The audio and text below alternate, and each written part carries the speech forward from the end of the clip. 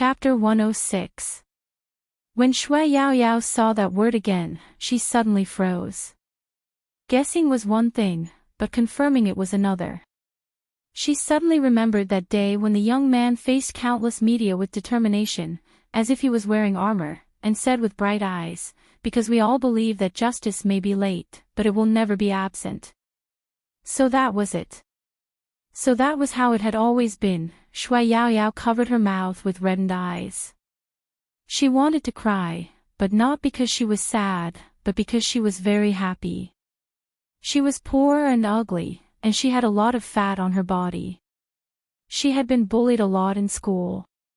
Some of them weren't even bullying, but just a look of disdain or a sneer, but it was enough to destroy a person's heart. Shui Yao Yao was glad that she could meet such a person. He had a face and a heart that was more handsome than anyone else. Even the way he looked at her was full of warmth. "I won't tell anyone." Not only would she not tell anyone, but she would also keep it a secret for the young man. Fu Jiu smiled and wrote 3 words over. "I know." Shui Yao Yao paused and wrote another sentence. "I saw that you were looking for someone in the game just now. I know how to play hero too. Do you want me to help you?" Fu Jiu's eyes lit up when she heard that Shui Yao Yao was playing hero. She didn't ask her how good she was, but directly handed her notebook over. It was Shui Yao Yao's first time playing games in class. After she got over the mental burden, she was able to play the game smoothly. The small laptop was surprisingly easy to use. She didn't pause at all on the keyboard, and the graphics were smooth. It was even faster than some high-end computers. In fact, Shui Yao Yao didn't use high-end computers because she was too fat. Other than games, she didn't have any other entertainment options. Speaking of which, it was sad. Another reason was that she could afford such a pastime. She could only spend 6 yuan on a computer in an internet cafe for 3 hours. It wasn't even enough to buy a cup of Starbucks for other students. Therefore, Shui Yao Yao wasn't weak. In fact, she was even more skilled than the average player. Fu Jiu watched from the side, and her beautiful eyebrows raised a little. Before she could finish typing, she wrote a string of words on the note. "I have a job here that pays well. Are you interested in helping me?" Shui Yao Yao didn't even ask what the job was. She immediately wrote, "I'm willing." After answering, she realized that she had been too enthusiastic. She was afraid that Fu Jiu would hate her, so she retracted her hand. "Let's talk about work. I play games every day, and I use my spare time. I saw your operation just now, but it's still a little flawed. We'll talk about it later. Anyway, our goal is to dominate this year's esports selection contest, so you have to plan your studies well.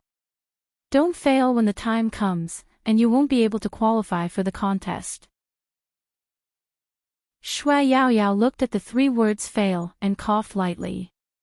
Then, she wrote back, "Actually, Your Highness Zhou, don't you think you should pay more attention to your studies?" Chapter 107. This was indeed something she should pay attention to. Fu Jiu raised her hand and pushed back the silver hair on her forehead. "Don't worry, I'll only fail physics this time." Shui Yao Yao reminded the young man, failing physics is still a failure. In order to prevent young people from being too addicted to games, the rule of the esports selection contest is that you have to pass every subject. Fu Jiu paused.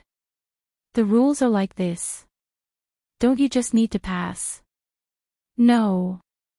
Because Shui Yao Yao was a fan of League of Legends, she more or less paid attention to the rules of esports competitions.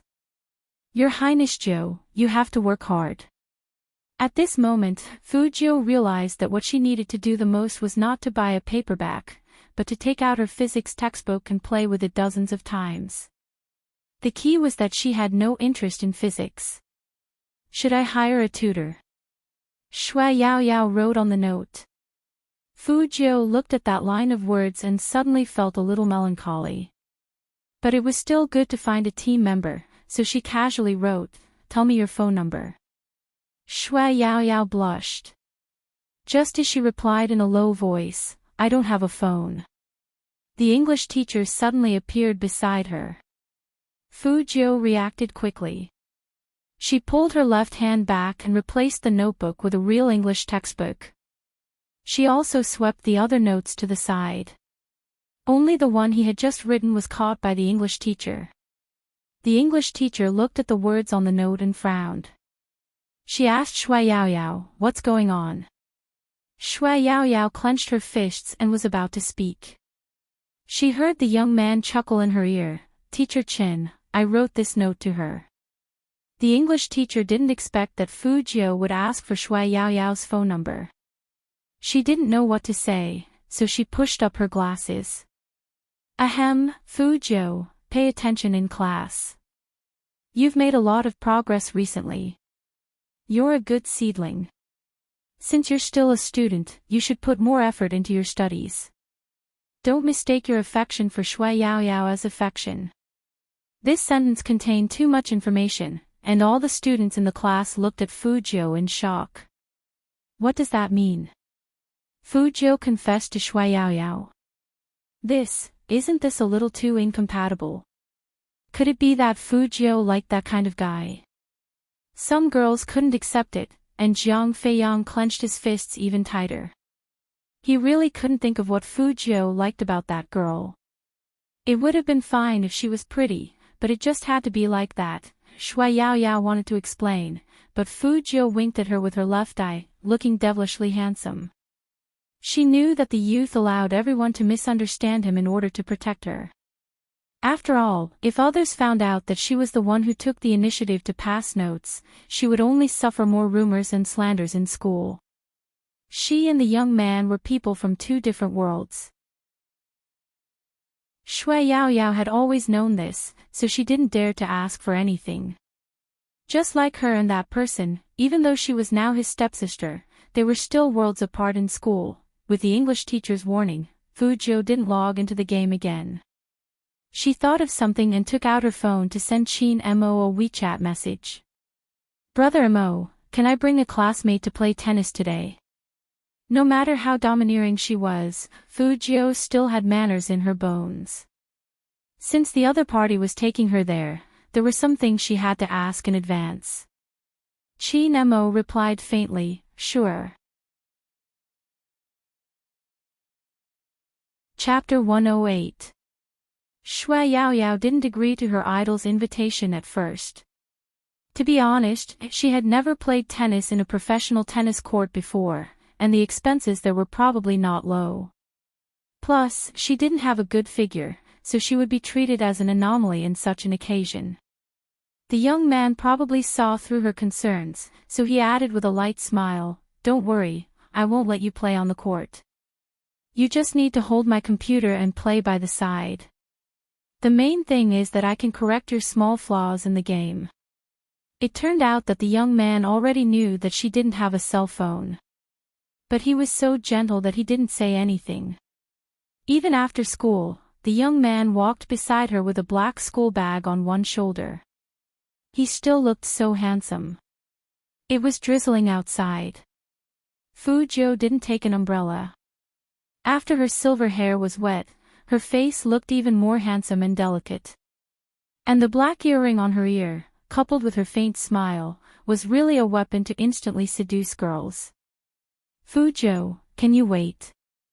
Suddenly, a girl stood in front of Fu Jiu with a blushing face. She was pushed by two friends behind her, and her cheeks were a little hot. "There's a new movie that's playing today. Can I go watch it with you?" Fu Jiu smiled and said, "I'm busy today, sorry." It was not a good feeling to be rejected. Even though she knew that the other party might not accept, but that girl still lowered her head, and her hand that was holding the movie tickets trembled a little. Then go do what you need to do." Fu Jiu looked at her white fingertips, raised her left hand, and tucked her long hair behind her ear. She smiled slightly.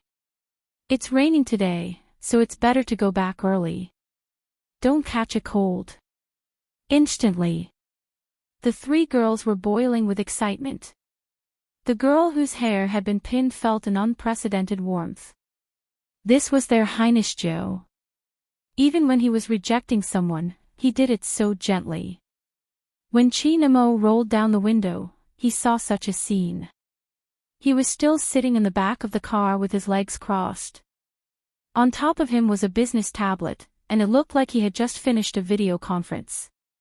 He originally wanted to light a cigarette. His left hand was still playing with the limited edition silver lighter, but after glancing at the youth outside the car, he paused slightly. His deep eyes sank, and even his eyes were filled with a lot of cold air. President Chin, do we need to drive a little further? The driver thought it was his problem, so he asked cautiously. Chin-mo put the lighter away with a smack, pushed open the car door, and walked towards the youngster after saying, "No need." The autumn rain in the north was usually very cold, so Chin-mo was dressed differently today. He was wearing a black double-breasted windbreaker over a well-ironed suit, and there was a circle of pure white fox fur around the collar of the windbreaker. He looked domineering and noble in every way. His handsome and flawless face attracted countless gazes in just a few seconds. But before people could call out his name, he reached out and grabbed the back of the youngster's uniform collar. He smiled coldly. "Have you forgotten what I told you?" Chapter 109. Wronged. Chin-mo arched a brow as he looked at the youngster in front of him. That face was obviously very likable, but it was too cunning. He tapped his right hand with his finger. "Didn't you pluck someone's hair with this claw just now?" Fujio was still smiling. Raindrops slid down her silver hair and landed on her face. "That's not flirting." Chin-mo glanced at him, took the black umbrella that the driver had opened for him, and held it over the youngster's head. He ignored the shrill screams around them and said faintly, "Get in the car first." Fujio knew that his anger had subsided. She glanced sideways at Shui Yaoyao, opened the back door, and gestured for her to get in. Chin-mo frowned. "Is this the person you sent a WeChat message to bring to the stadium?" "Yes." Fujio pushed Shui Yaoyao's back. Shui Yaoyao, on the other hand, felt an unprecedented pressure. His Highness Joe had never said that the person he wanted to play tennis with was Almighty Chin. Moreover, although Almighty Chin's gaze towards her wasn't impolite, it was as cold as an icy rain, which could easily make people shiver. "Why don't you go in?" Fujio smiled lightly. "Go in. I told Brother Mo that we can bring people in." Shui Yaoyao swallowed her saliva with difficulty. She didn't even dare to imagine how the people around her would look at her when she approached the car. To be honest, the students at the side were shocked speechless. Not to mention that Almighty Chin's appearance was a bit sudden, just looking at that chubby girl being able to get so close to him and possibly get into Almighty Chin's car, they felt a burst of jealousy and hatred. How many generations of good fortune did that woman accumulate? Shui Yaoyao's scalp went numb. She hesitated for a long time but still couldn't move her leg.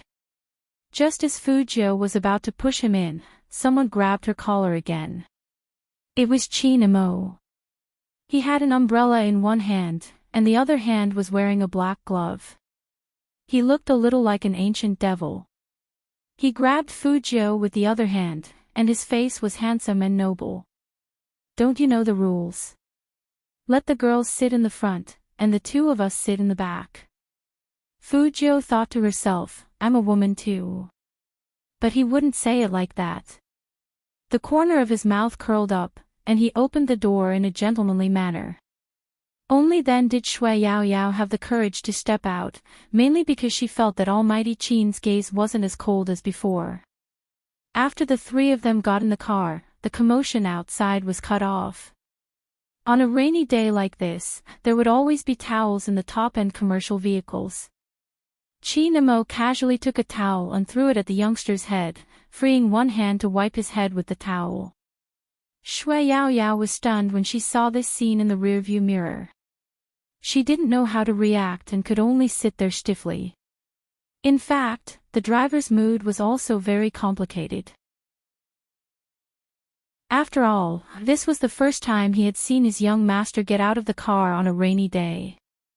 Getting out of the car was one thing, but after getting in the car, the first thing he wiped wasn't his own hand, but another person's head. This doesn't conform to the young master's usual cleanliness. No, that's not right. It should be said that he actually allowed a drenched handsome young man to sit next to him. Wouldn't he usually kick him out of the car? Chapter 110. When Qin Mo heard this, he turned his head, his lips brushing past the youngster's wet hair.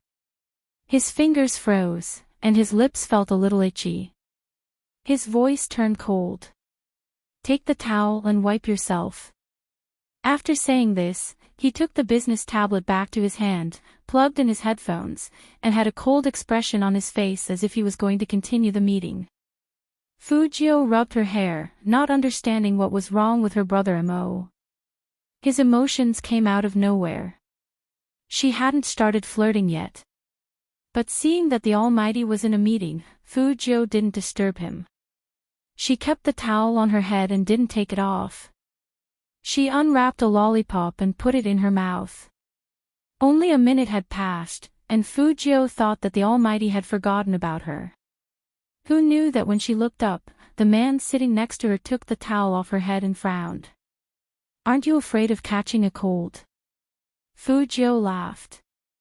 So Brother Mo is concerned about me. In front of your classmates, I won't kick you out. If you have time, read more books. One of Qin Mo's ears was still wearing a black earring. He lifted his eyelids faintly, his thin lips forming a faint smile. At least don't be last.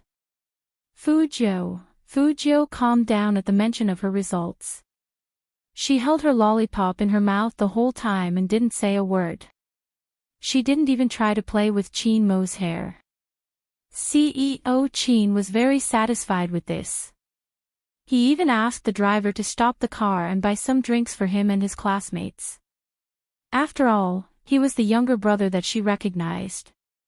She would slowly correct her bad habit of flirting with others. She had to give her younger brother some face in front of outsiders. This was CEO Qin's most intuitive thought. Especially when he glanced sideways and saw the young man blowing at the steam in the cup with his head lowered. The white steam surged up and touched his silver hair, and he felt that what he did was right. Just like his cat, it would be more obedient if it was given food. Qin Mo crossed his legs and opened the business magazine. His left hand subconsciously caressed the youngster's head, and his thin lips curved up. He seemed to be in a good mood. After Fujio was patted on the head, she tilted her head to look at the Almighty, then turned back and continued to drink. It was indeed comfortable to drink something warm on a rainy day. Shui Yao Yao held the piping hot caramel macchiato in her hands. She knew very well that she had benefited from His Highness Zhou, but she really didn't expect that His Highness Zhou and Almighty Qin would have such a good relationship. Although she saw His Highness Zhou get on Almighty Qin's car last time, not many people knew why he got on, because they were still guessing if Almighty Qin wanted to teach His Highness Zhou a lesson. After all, what Highness Zhou did back then was to cough. Almighty Qin probably couldn't stand him. Moreover, the whole school was saying that His Highness Zhou was gay and had a crush on Almighty Qin. But looking at the interaction between the two of them, Highness Zhou wasn't the one who took the initiative. On the contrary, Almighty Qin seemed to treat Highness Zhou very well. No, she shouldn't think like that. Shui Yao Yao shook her head. The relationship between Almighty Qin and Highness Zhou was probably just a friendship between two men. When the driver saw this, his fingers slipped and the cup of coffee he was supposed to pass to his young master fell out of the car.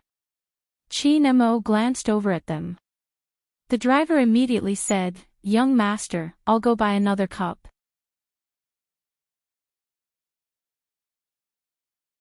Chapter 111. Fu Jiu, who was called out, raised her head. Her silver hair was slightly curled up, giving off a cat's ear feeling. It was so cute. The driver froze when he heard Qin Mo's words. He even suspected that there was something wrong with his ears. Their family's young master, the young master who had severe mysophobia and looked at everyone as if they were germs, actually said that he wanted to drink the same cup of coffee with someone else. If Madam and Boss knew about this, they would definitely look at young master in surprise. This was not his usual style at all. Fu Jiu raised her eyebrows and curled her lips. She didn't care. Brother Mo, do you want to drink it now? I just blew on it, it shouldn't be hot anymore. This young man. The driver immediately felt a headache coming on. A normal person shouldn't reply like that, right? Qin Mo didn't say anything. Instead, he held Fu Jiu's hand, turned his head, and pressed his lips directly onto the takeaway cup. His handsome and abstinent side profile looked very handsome in the misty rain, especially since he was wearing a black suit. Fu Jiu's eyes lit up. Fu Jiu was also a natural and energetic pretty boy. Her school uniform's collar brushed past Qin Mo's shoulder, and the scene was very beautiful. Shui Yaoyao felt that the two most handsome men in the world were together. It was a feast for the eyes. But Shui Yaoyao glanced at the rearview mirror, feeling conflicted. Was she the only one who thought that sharing a cup of coffee with him was an indirect kiss? It's a little sweet. When Qin Mo spoke, his breath was very close. Fu Jiu took another sip and licked the water droplets on her lower lip with the tip of her tongue. A little. It must be because of the lollipop I ate just now. It tastes like chocolate. Qin Mo stared at the youngster's face that was inches away from his. Only then did he realize that the distance between them was a little too close. The fluff on the youngster's face was reflected in his eyes once again. Those light-colored lips that were perfect for kissing were moist and tempting. Qin Mo frowned and retracted his gaze. Then, he tilted his head and looked out of the car window with his deep eyes. He raised his eyes and met the driver's gaze. His voice deepened and he spoke in his usual commanding tone, "Drive." "Yes, young master." The driver also felt that he couldn't stop anymore. This was the first time he saw his young master being so close to someone. Even those in the military compound had never been treated like this by the young master. Of course, Qin Mo knew what the driver was thinking, but he didn't have to tell him. Treating a friend was different from treating a brother. When dealing with his younger brother, he would try his best to give in to him. Even if there were times, Almighty Qin still wanted this guy to stay away from him so that he wouldn't be flirting with him all the time. Fu Jiu blinked and looked at the Almighty's expression. She cupped her chin with her left hand and smiled wickedly. Brother Mo was indeed vulnerable to flirting. But soon, Fu Jiu wasn't that happy anymore. Anyone who had been to a proper tennis court would know that the temperature inside was neither too high nor too low. There would be specialized people who would hand towels and tea to the players. Similarly, players had to change into sportswear and wear knee pads and other professional equipment before the coach would allow them to play. This was also to prevent people from straining their muscles during the game. Wearing knee pads was fine, but going into the men's clothing department to change into sportswear. Fu Jiu, words for the readers: when you're outside, give 7 boys a small theater. Qin Mo sneered. Classmate Shui, don't you think you're redundant? Fu Jiu. Chapter 112. It was really inconvenient for Fu Jiu. With one hand in her pocket, she paused and looked sideways at Shui Yaoyao. Shui Yaoyao actually didn't want to change her clothes, mainly because of her figure. She probably couldn't fit into the clothes here. However, Shui Yaoyao still underestimated the influence of Qin Mo's name in the 3 northeastern provinces. In Jiang City, Any business like this would be more or less owned by the Qin Corporation. So here, they were all treated like VIPs. The receptionist standing next to them was very pretty, and she was wearing a professional suit. She said to her, "Miss Xue, we have prepared your sportswear. Please come this way." After that, the receptionist bowed to Qin Mo and left with her people. It was Xue Yaoyao's first time in a place like this, so she was a bit reserved, so she didn't notice anything wrong with Fu Jiu. Other than the receptionist, only Fu Jiu and Qin Mo were left in the luxuriously decorated hall. The men's locker room was not far from their left. Fu Jiu was still thinking about what excuse she could use. Qin Mo had already put one arm around her neck and brought her into the room. His left hand didn't forget to grab the sportswear from the receptionist's hands. CEO Qin had a habit of never letting anyone serve him when he entered a place like this. Even if it was just changing clothes, he would let the receptionists wait outside. Even though they were treated like VIPs, there was only one locker room. Fu Jiu looked around as soon as she entered the room. Except for the open cabinet, which served as a little bit of cover, the rest of the place was empty. If she changed her clothes here, her gender would be exposed in less than 3 seconds. In fact, when Qin Mo said he was going to play basketball, Fu Jiu was already prepared for physical contact. Today, she wrapped a circle of bandages around her chest and wore a pure white hurdle vest. But even so, she couldn't strip naked in front of a god, right? Fu Jiu hugged the black sportswear that the man gave her. Her beautiful eyebrows furrowed, and even her eyes darkened.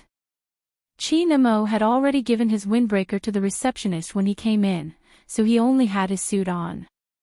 He unbuttoned his shirt with one hand and turned his head to look at Fu Jiu. The corner of his mouth curled up, and he couldn't hide his handsome asceticism. "What? Do you want me to help you take it off?" Fu Jiu knew that the Almighty was picking on her first gay meetup. It seemed like it was impossible to use the same trick again. The current Almighty was fundamentally different from the man she had first met, who still knew how to do gay meetup tutorials. The only difference was that he really treated her as his little brother, still not moving. With a tug of his long fingers, he threw the shirt into the wardrobe. He took out a lighter and lit a cigarette. As the smoke rose, only his perfect upper body could be seen. Every inch of his abdominal muscles was sexy. He was only wearing a pair of black handmade trousers. The tailored trousers made his legs look especially slender. The black belt around his waist had been untied and pinned to the side. It was sexy and lethal.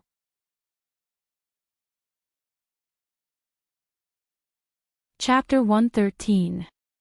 Fu Jiu smiled and looked up at Qin Mo. Her eyes were too beautiful. Then, she tiptoed and moved her thin lips close to Qin Mo's left ear. She said in a seductive voice, "Brother Mo, if you want to see me undressed so badly, I will think that you are interested in me." Qin Mo's eyes darkened, and he pulled the young man away.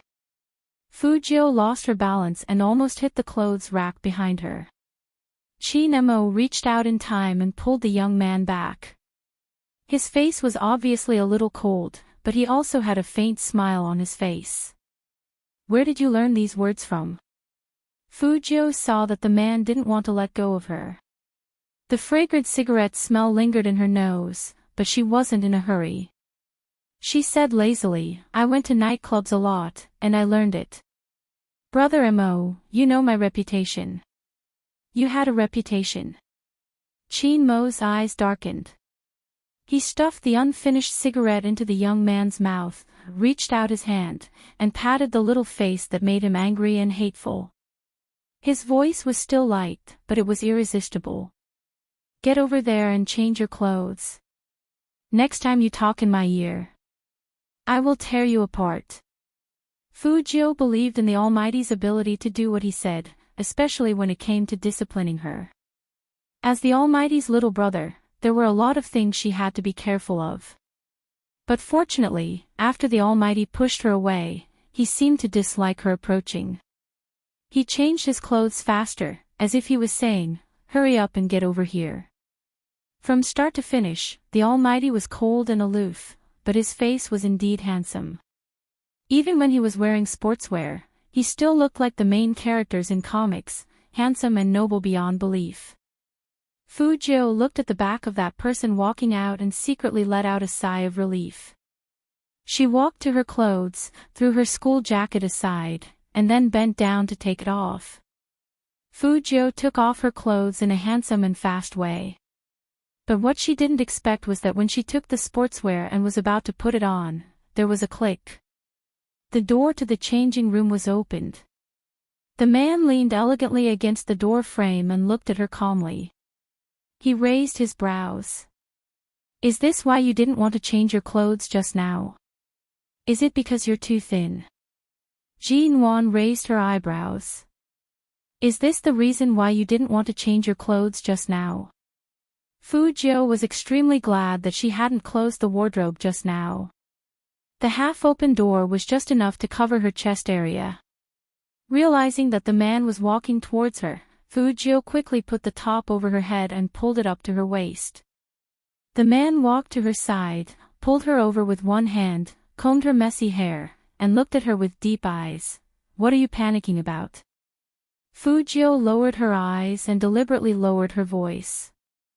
"I'm afraid that Brother Mo will laugh at me if he sees me. My body isn't as good as yours. It's shriveled, too pale, and I don't even have abs." Hearing the youngster's words, Chin Mo's fingers paused. When he was the youngster's age, he seemed to be very mindful of his own figure.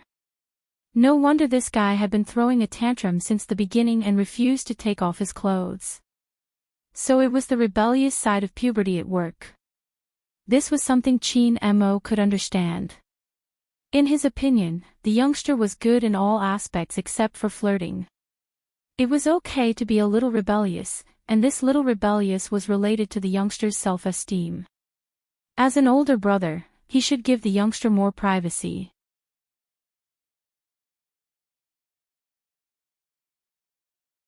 Chapter 114. If Secretary Liang knew what Chin Mo was thinking right now, he would be glad that his CEO finally realized that he wasn't related to Chin Mo by blood. But this kind of awareness seemed to be more like a younger brother complex. Chin Mo didn't think that he was leaning towards the young man at all. He looked at Fujio with his deep eyes and said in a calm voice, "You're not manly at all. Come out and run a few more laps later." As he said that, he turned around and played with the black wristband with his slender fingers. His handsome face was cold as usual. "Change, I don't want to watch." "Fujio, Almighty, can't you just wait outside?" Forget it, it was better for the Almighty to stay in front of her. He was too meticulous, too black-bellied, and too familiar with his tricks. If he wasn't careful, people would fall into his trap. When Fujio was a hacker, she had never met such a difficult person to deal with. If the police were all like the Almighty, she really did think a lot before doing things. But the Almighty seemed to be amenable to coaxing but not coercion. As long as she wavered a little, it seemed that the Almighty would really love her like a little brother. Fujio looked at the man's tall and straight back and slowly curled up her lips. After changing, she didn't have to worry anymore. She had a bandage on her chest and a jacket, so she didn't have to worry about anything else. She directly put her hand on Chin Mo's shoulder from behind and acted like a good little brother. "Brother Mo, give in to me later. I can't control the ball well." Chin Mo held back for a long time before he slapped the young man's hand down. The Almighty told himself coldly that the young man was in the rebellious phase of adolescence. Any resistance to him might cause some damage to his soul. But the young man was too close, and when that familiar, clean, and sweet smell came over, he always wanted to pry open the young man's mouth to see how much candy he had eaten. At this time, Shui Yaoyao was already waiting outside the court with a cup of tea in her hand. In the middle of the coffee table was a very beautiful big fruit plate. Coming to this kind of place was not to play tennis, but to enjoy life. Apart from the green grass outside, the temperature inside was adjusted. The brown sofa was very comfortable to lean on, and there was a faint scent of cologne in the air. Shui Yao Yao was still being reserved. Her legs were too thick, and she always wanted to hide them. But when she raised her head and saw the intimate posture of the two, she actually forgot all about being reserved. She just watched in a daze as the young man smiled at her and then turned his head to whisper into Almighty Qin's ear. The most surprising thing was that Almighty Qin actually curved his lips. Then, he reached out and pinched the young man's neck. "Don't bargain with me. 30 minutes per match, not a second less." Fu Zhou's handsome face fell, and she was a little depressed. "Can't I be handsome? Where's the brother Khan? Your body isn't even worth looking at, and you call yourself handsome." Qi Nemo took the racket that the receptionist passed to him and pressed it into the youngster's arms.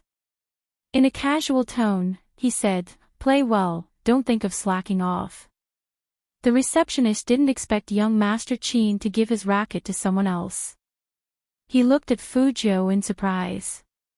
Fu Zhou was smart. She could tell from the receptionist's eyes that the racket wasn't provided by the tennis court. It was the Almighty's private property.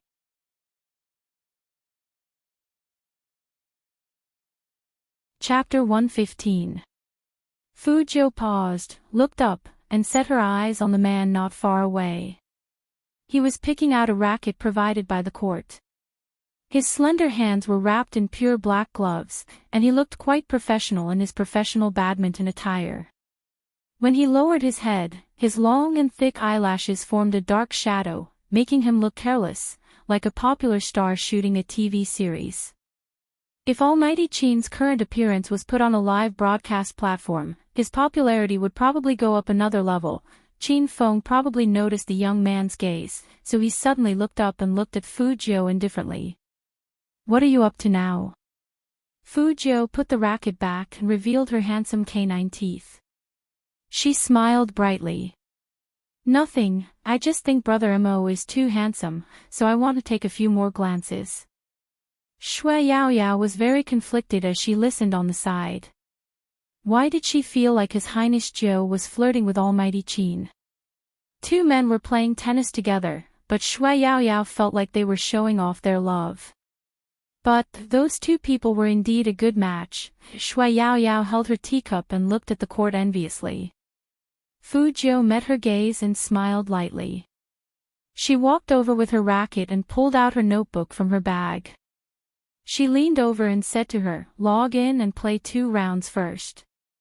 I'll talk to you about the problem during the break." "Okay." Shui Yao Yao didn't expect that the young man would still think of her at this time.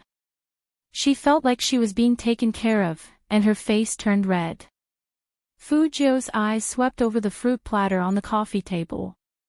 She picked up a piece of watermelon and put it in her mouth. Her voice was gentle. "You can eat any fruit you want, don't be shy." "Okay." Shui Yao Yao nodded hard. She looked at the young man's face with eyes full of worship. When Qi Nemo saw this scene on the court, he bounced the racket in his left hand a few times, and his dark eyes deepened. When Fu Zhou walked over again, she saw that the Almighty's face was a lot colder. Could it be that the game was about to start, so the Almighty's murderous aura was rising? "Kick off." Qi Nemo left 2 words for the receptionist beside him before he stood tall and straight in front of the net. Fu Zhou's eyes turned serious.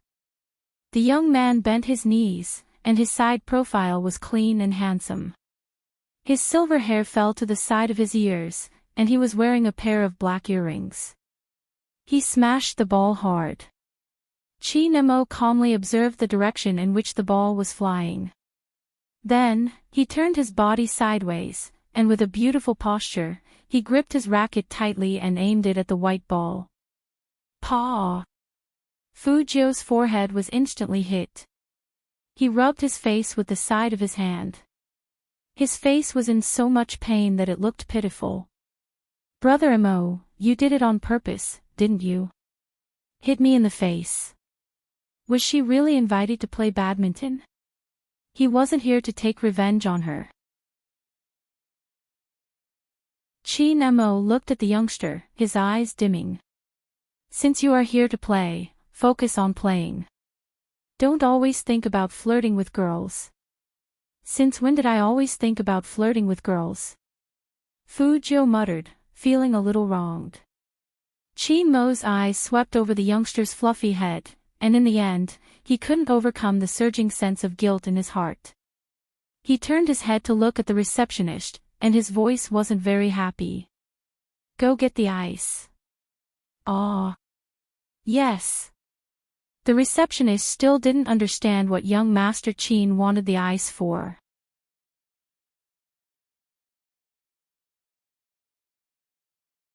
Chapter 116. Fu Jiu was stunned. She looked at the man's face in front of her and curled up her lips into a smile. It's not that serious. The receptionist on the side also felt that young Master Qin wasn't treating his little brother, but a porcelain doll. Young Master Qin used to play even harder, but he had never covered someone's forehead in person. Qin Mo's slender fingers tightened, and his voice was very indifferent. You'll hurt more next time if you keep shooting. As he spoke, he pinched the youngster's chin and twisted it lightly with his fingertips. Turn your face over. Fu Jiu didn't feel anything.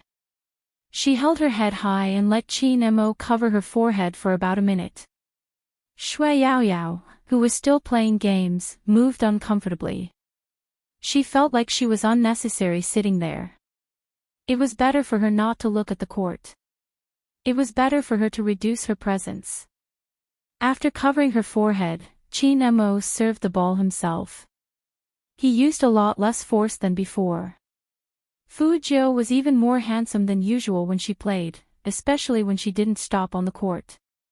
She kept running back and forth, and her amazing jumping ability matched with her face. She was so youthful that it was enviable. Both of them had good skills, especially Qin Mo. He just stood there and walked back and forth in front of the court without changing his expression. He swung his racket casually, and his amazing skills matched with his perfect, streamlined body, causing the people on the other court to exclaim. This is professional level, right? Who's the one playing? You don't know him. You should have heard of the Qin family, right? Nonsense. I'm not asking about young Master Qin. I'm asking about the youngster he's playing with. Could it be one of the young masters from the military compound? This kind of court was big, and privacy was important.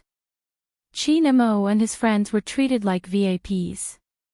When the people on the other side looked here, they could only see the figure, but not the face. Hey, young Master Fu, come over and see if you can see it clearly. Fu Ximing was short, so the adults who were doing business with his father couldn't see him clearly, much less Fu Ximing. He fiddled with the tennis racket in his hand and said, I've seen young Master Qin a few times. Aside from the few people in the military compound, there's no one else around him. There's no need to guess the other party's identity.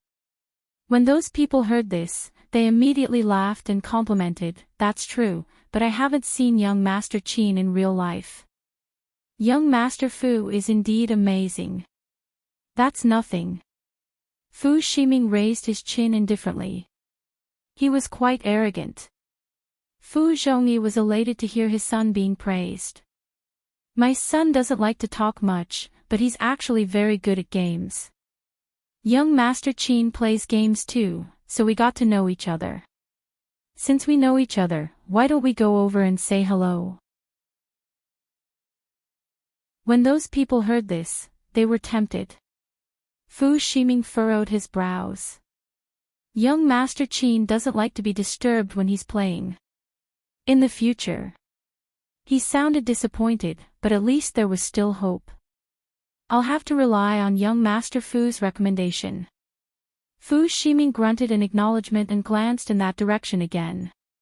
In fact, he was thinking if he should find a chance to talk to young Master Qin when he was free. The reason why he came here to play tennis was because he heard that young Master Qin often came here to exercise. He had indeed met young Master Qin a few times before, but it was always at the entrance and they didn't talk much.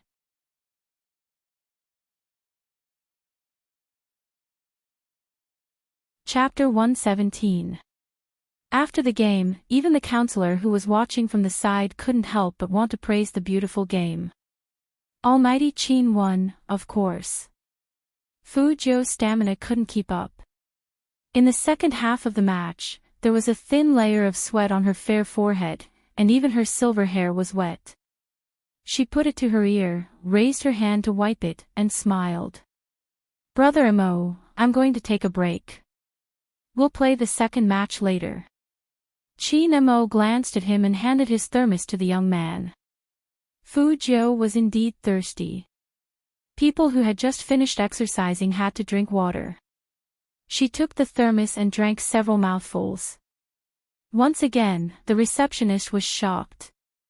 He turned his head silently and looked at the person next to him. Young Master Qin was really different today. He wasn't a clean freak at all. Fu Zhou drank 2 mouthfuls and realized that Qin Mo didn't drink any water either, so she handed the thermos back. The receptionist thought, if you give something to young Master Qin, he will definitely look at you coldly and slap you in the face. But, the man held the young man's hand and drank 2 mouthfuls casually.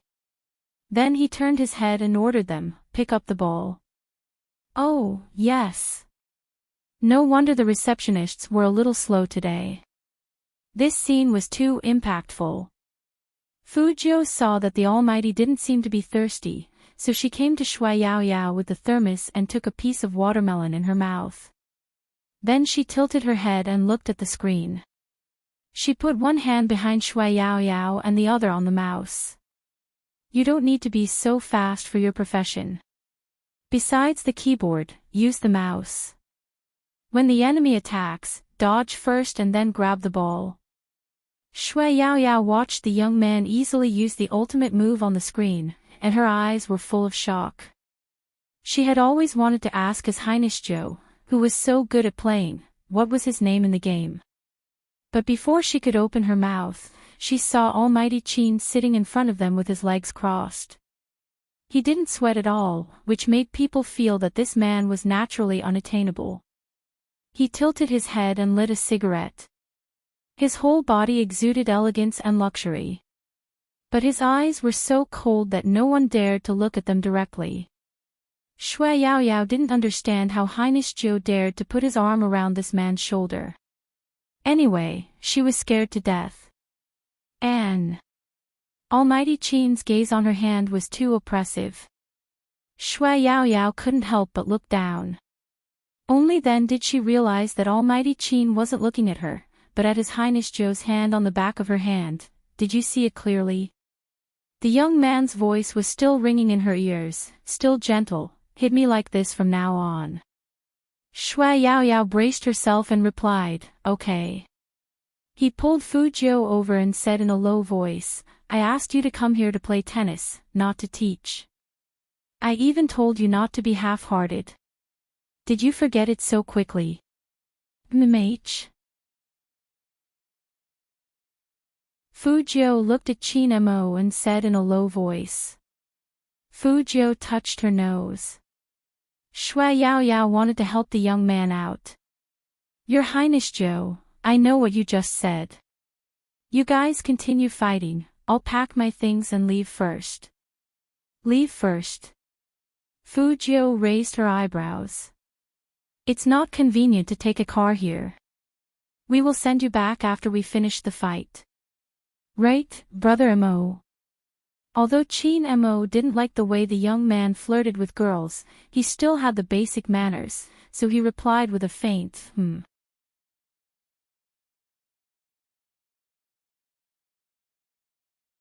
Chapter 118. No need. Shui Yaoyao quickly waved her hands. When she said this, she unconsciously looked in Qin Mo's direction. Almighty Qin probably didn't want her to play tennis with His Highness Zhou. Don't ask her why she felt this way. This was her first reaction. But Fu Jiu misunderstood her look. Or do you prefer to play with Brother Mo? You pick one of us.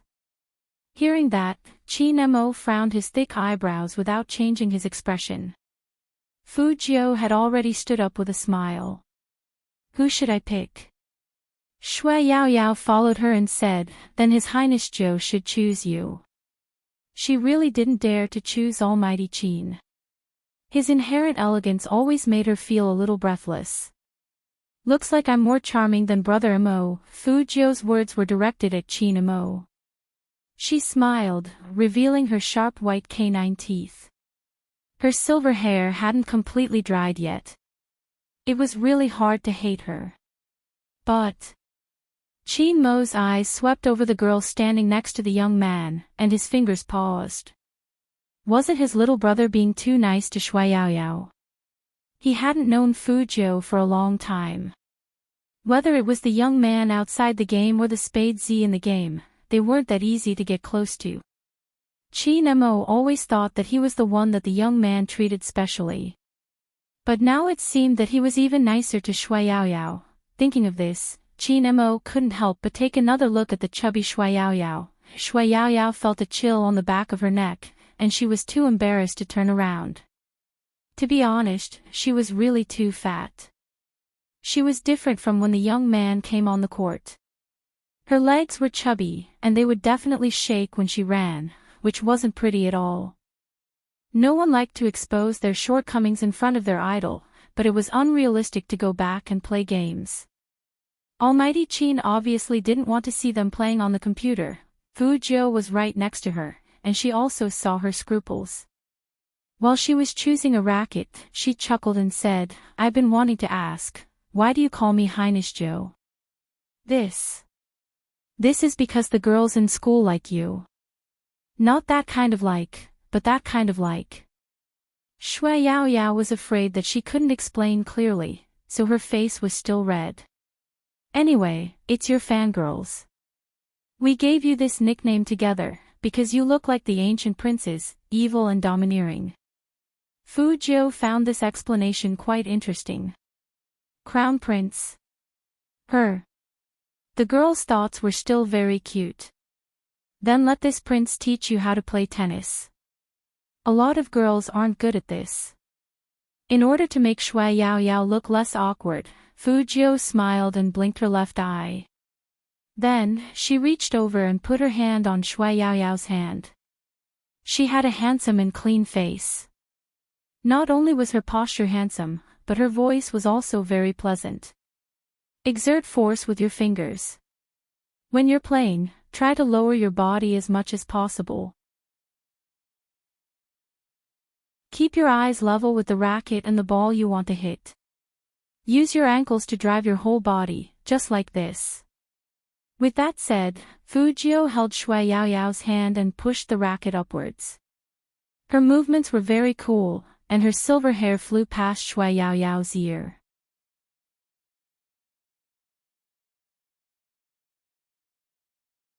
Chapter 119.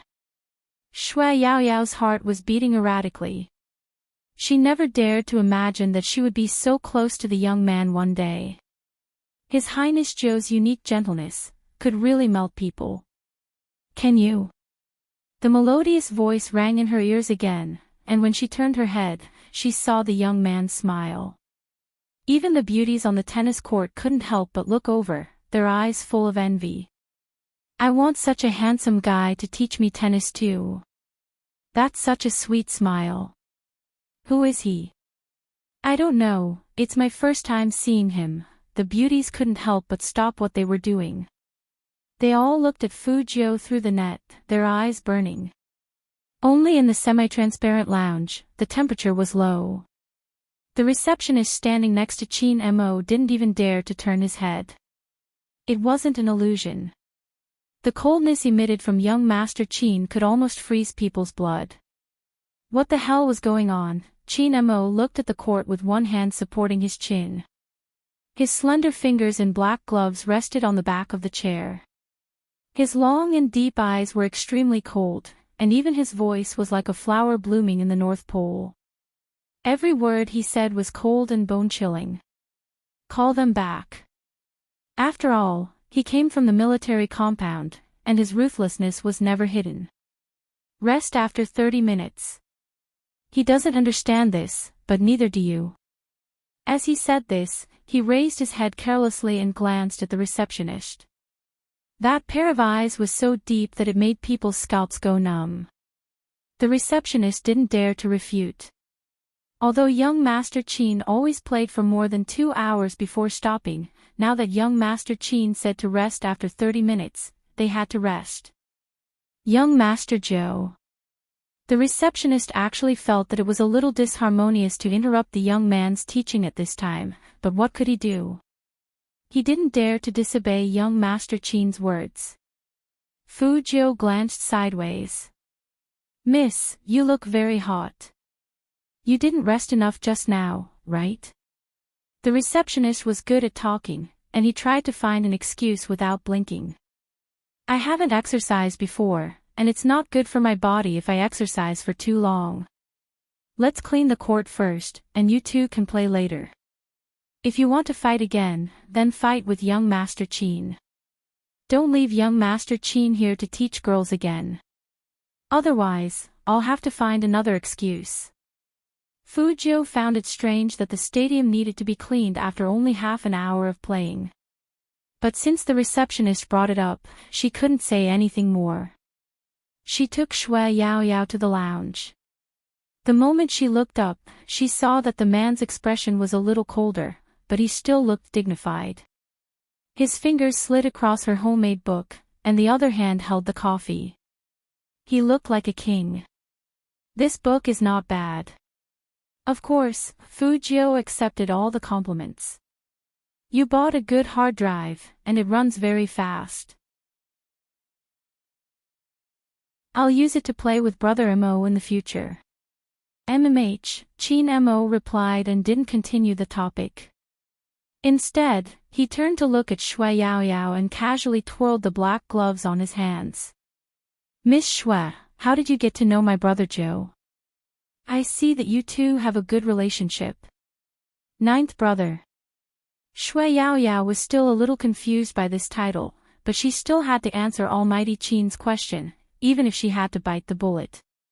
His Highness Joe and I are now desk mates. His Highness Joe is very nice and takes good care of me.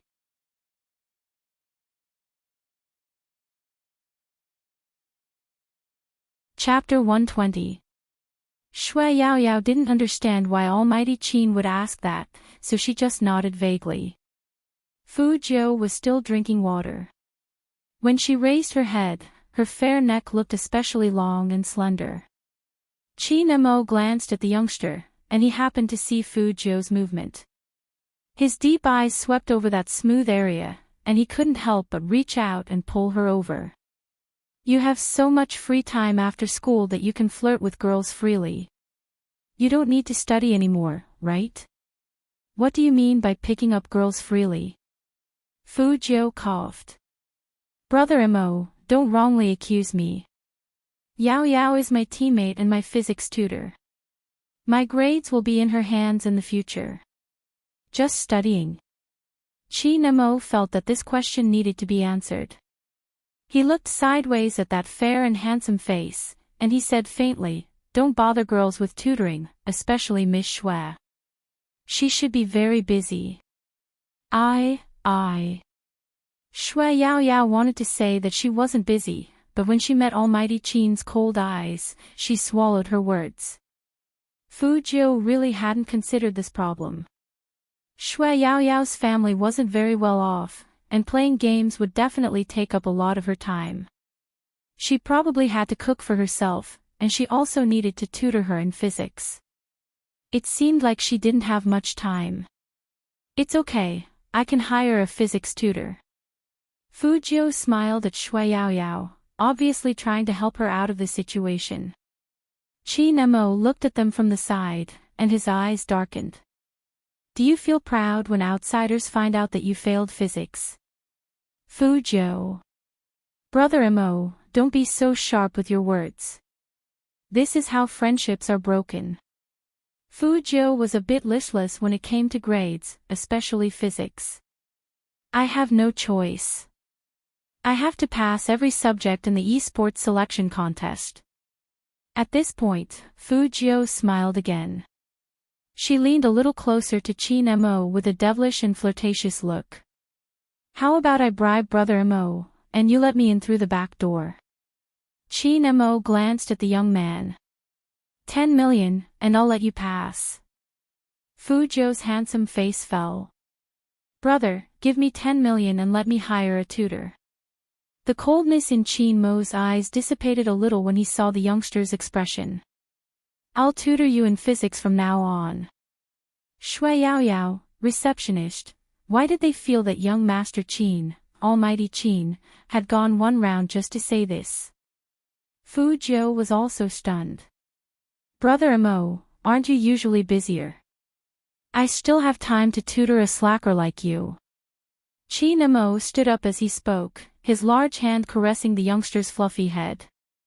In the future, leave such embarrassing matters to me, understand? Fu Jiu, so the Almighty thought that her little brother was an embarrassment, which was why he wanted to teach her physics. Suddenly, he felt that studying was very stressful. What? Are you unwilling? Qin Mo studied the youngster's face and sneered. He didn't need to hide his evil aura anymore. He enunciated each word coldly. Do you want me to throw you out? Fu Jiu laughed. Then let me make it clear first. When you teach me, you are not allowed to say that I have a low IQ. Qin Mo smiled as well, looking very handsome.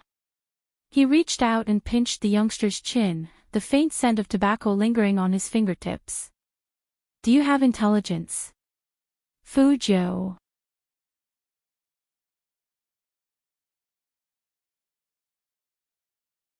Chapter 121. Then, the two of them played a round of tennis. This time, Shui Yaoyao consciously treated herself as a wallpaper. The match between Qin Mo and Fu Jiu was worth watching. But for Fu Shiming, who wanted to meet Qin Mo by chance, it was a torturous wait. He was the young master of the Fu family, and there were so many people coming and going at the door. He stood there like a receptionist, which was really embarrassing. 15 minutes ago, he had sent someone to find young Master Qin and said that he wanted to play a game of tennis with him. Logically speaking, such a request would not be rejected. But the reply he got was that young Master Qin was busy, and he was not even allowed to enter the lounge. 15 minutes, he had been standing there for a full 15 minutes. Most importantly, young Master Qin did not give him a negative answer. If he waited any longer, what would he do when those people who were doing business with the Fu family came out? If he knew this would happen, he wouldn't have boasted when he first came out. Fu Shiming gripped the racket in his hand and smiled at the bodyguard in black. Can you help me ask again? When will young Master Qin come out? The bodyguard in black was polite, so he did as he was told. But after Qin Mo heard the question, he still said indifferently, let him wait. Fu Jiu saw that the bodyguard in black had come in 4 times in such a short period of time. She twisted the black bandage on her wrist and turned her head. What's the matter? Nothing. Qin Mo saw that the young man was sweating, so he turned his face over and said faintly, did that Fu Shiming bully you last time? Fu Jiu raised her eyebrows. Last time. Bullied her. That illegitimate son couldn't even bully her. But since the Almighty asked, she had to nod. Of course, she had to nod her head.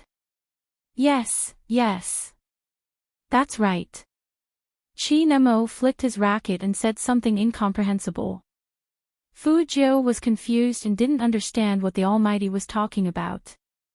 But it didn't affect her handsomeness as she smiled at Qin Mo. Almighty Qin felt that there was nothing wrong with what he did.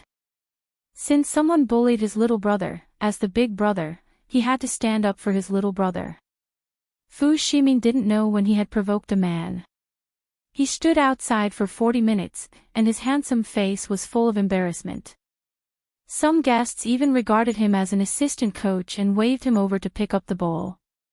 This scene was witnessed by Fu Zhongyi and the others who just came out. Fu Ximing couldn't take it anymore. He glared at the customer and said, "You're the one who picked up the ball." The customer was also annoyed. "Aren't you here to pick up the ball?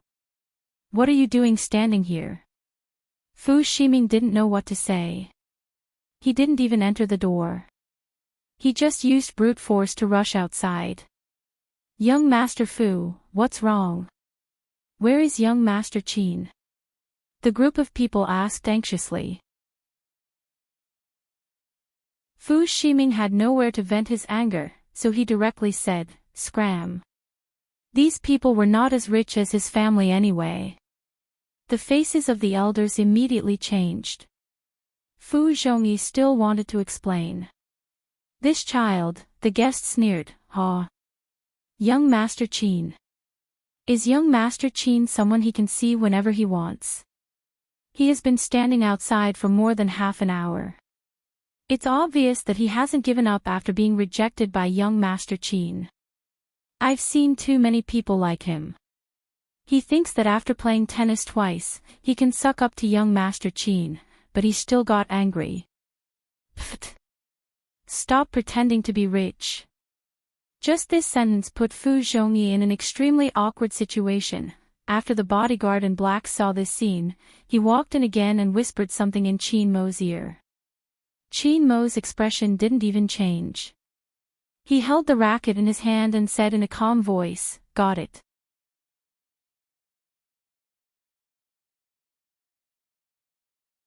Chapter 122. A game of tennis didn't end until it was dark. Qin Mo was really busy. As the CEO of the company, he was also the captain of the Supreme Alliance. His calls were bound to come from time to time. Since the Almighty had no time to care about her, Fu Jiu entered the changing room and quickly changed her clothes. She put one hand in her trouser pocket, smiled evilly at the man who was still talking on the phone, and gestured for him to go out first. Qin Mo didn't want Fu Jiu to go out first. He thought that this guy was good at flirting, and if he didn't keep her by his side, she would cause him trouble. However, on second thought, the young man was now in the rebellious stage of adolescence, so he couldn't be too strict with him. Thus, he nodded, but his eyes were still full of warning, meaning nothing more than for him to behave. The person on the other side of the phone didn't know why their president was so quiet. He thought there was something wrong with his report. He said in a trembling voice, "President Qin. Continue." Qin Mo put down the racket and walked into the changing room. He held the phone in one hand and bit the zipper of his jersey with his teeth. His other hand exerted force, and his posture was ruthless and handsome. Fu Jiu looked back at those smooth lines that were enough to drive women crazy and make men jealous. She then looked back at herself. In the future, she'd better not bring up the topic of comparing size with the Almighty. It felt a little dangerous. The three of them sat in the same car as before. But this time, both the driver and Shui Yaoyao were much more receptive than before. "Send Miss Shui home first." "Yes." The driver drove steadily. But it was hard to enter Shui Yaoyao's house. It was an old residential area next to a vegetable market. Bicycles were everywhere. Not to mention Qin Mo, even the driver rarely came to such a place. Shui Yaoyao was sensible and didn't let them drive too deep. "Let's stop here. My house isn't far. I can walk the rest of the way." "Thank you, Almighty Qin." "Thank you, Your Highness Jiu." Fu Jiu saw her get out of the car, so she followed. "Is it really not far?" "Yes." Shui Yaoyao nodded. Her round face was actually very cute. "Your Highness Jiu, don't worry. I will practice the skills you taught me today when I get home." "Oh, anything is fine."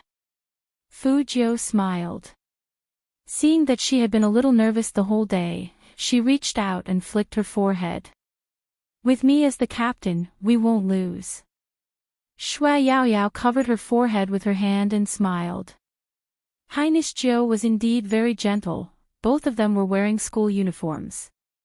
Fu Zhou was already very eye-catching, and with such an action, people couldn't help but look back.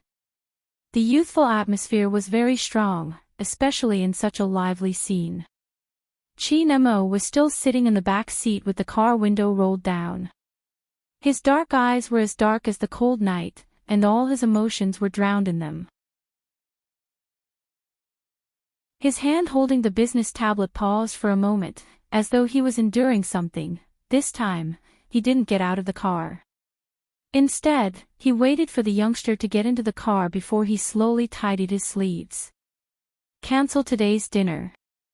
Let's go back home. The driver returned to the main family.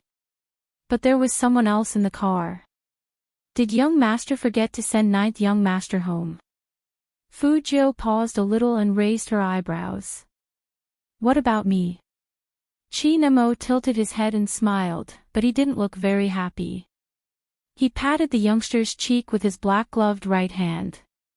His breath was like the north wind in winter, cold to the bone.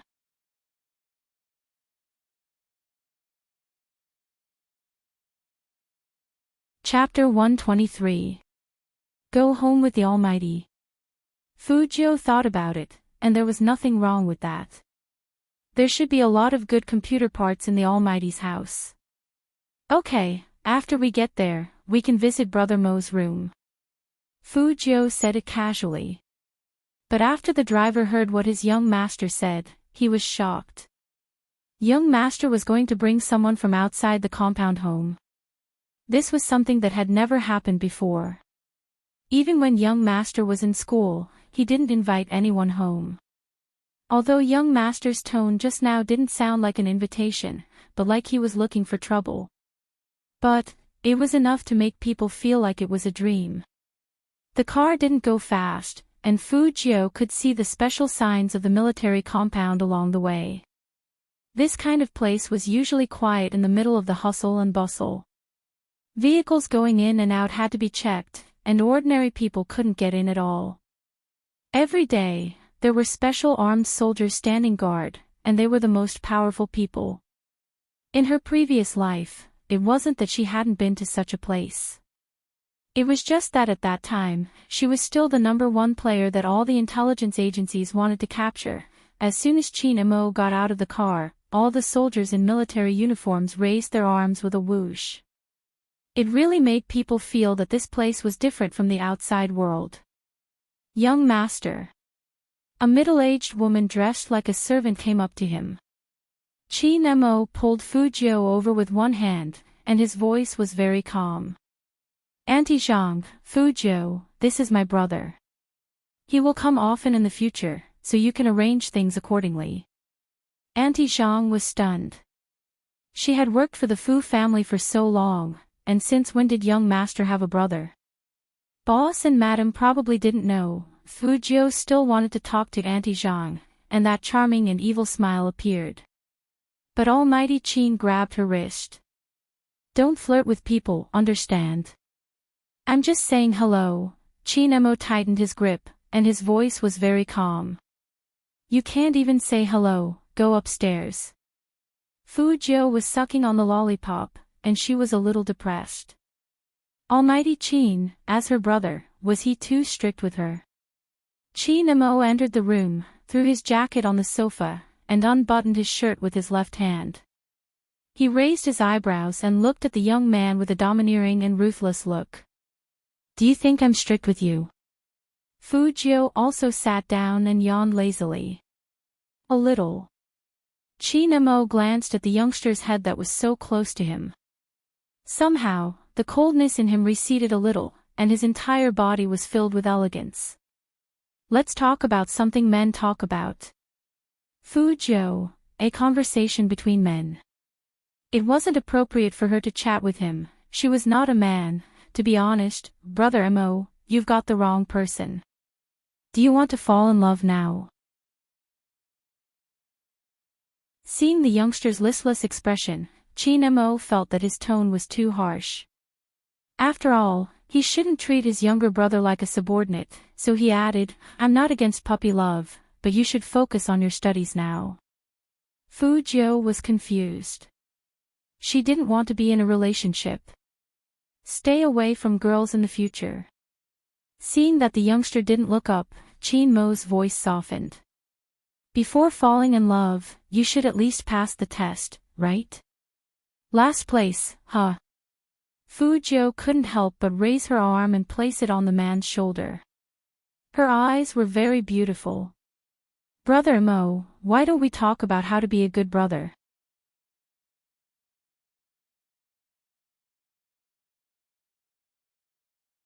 Chapter 124. Usually, at this time, no one dared to mess with Chin Mo. But Fu Jiu was different. In her eyes, nothing was scary. It would be better if you could be a little more tolerant. I haven't thrown you out yet. I'm already being very tolerant. Chin Mo glanced at the youngster's hand lightly, and his voice was low. Fu Jiu looked at her posture and explained seriously, I'm doing this because I'm close to Brother Mo. I see that there are many people who are close to you, such as Shui Yao Yao. Chin Mo sneered. He hadn't expected this guy to have feelings for such a girl. He tugged at his shirt and changed the topic. Are you hungry? Chin Mo's lips curled into a smile as he looked at Chin Mo. Fu Jiu nodded with a lollipop in her mouth. I've been hungry for a long time. Hearing that, Chin Mo glanced at the youngster. But he felt that he was making a mountain out of a molehill. It was just a good feeling, not a liking. It was normal to have feelings for people at this age. Too much discipline would indeed attract disgust. Youth was rebellious. Thinking of these words, Chin Mo decided to discipline him appropriately and not overdo it. What do you want to eat? Chin Mo asked Fu Jiu as he walked to the phone. Fu Jiu thought for a while. Spicy hot pot, with more tripe and beef, and a plate of vegetables.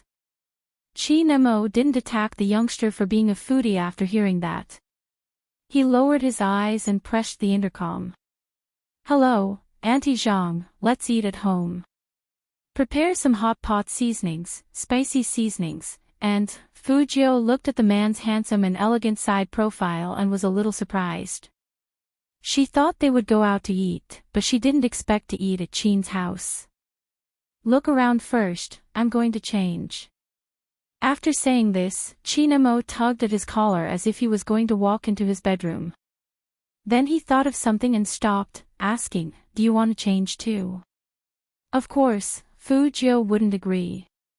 She didn't want to experience what happened in the changing room again. Brother Mo's clothes are too big for me. Hearing that, Chin Mo looked the youngster up and down. He was indeed a little short. But he didn't say this out loud. As a good brother, it was necessary to save some face for his little brother. Unfortunately, Fu Jiu didn't realize that the Almighty was saving her face. After all, Almighty Chin's eyes were too expressive. She wasn't stupid, so she knew what he was thinking. She looked down at herself. She was 173 centimeters. As a girl, she wasn't short at all. Since her master was gone, of course Fu Jiu would walk around. She was especially interested in this man who had almost caught her. After all, she had been free and unfettered in the West for so many years. The police had sent a lot of manpower to lock onto her, but they had yet to find her. They didn't even know whether she was a man or a woman. This time, she was found out partly because she couldn't keep up with the tools she used before. But even so, the Almighty's reasoning ability was inhuman. With Chin, with one, he, he with, he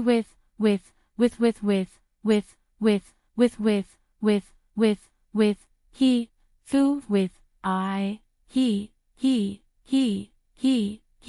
with, he, I Fu, he, Fu, he, with, with, he with, he.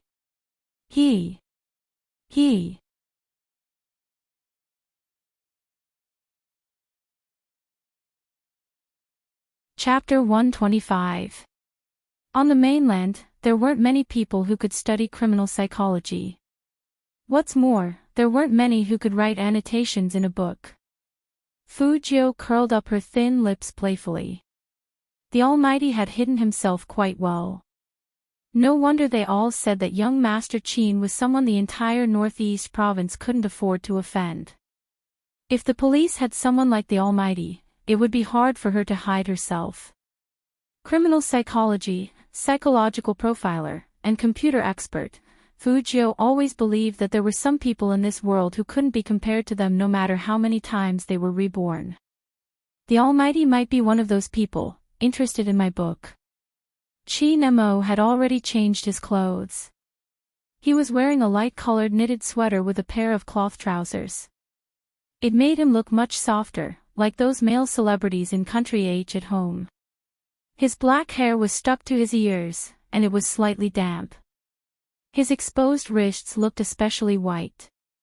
He walked around Fujio's back and put his slender fingers on the book, Criminal Psychology, she was reading. The light scent of mint mixed with a hint of tobacco fell from the top of Fujio's head. It was very familiar and very pleasant. In that position, when Fujio turned her head back, she saw the man's smooth chin. Fujio thought about his height again. She wasn't short, but the man was a whole head taller than her. No wonder the Almighty looked at her so disdainfully when he walked in. He was so tall that he indeed had the right to disdain her. Qin Mo also lowered his eyes.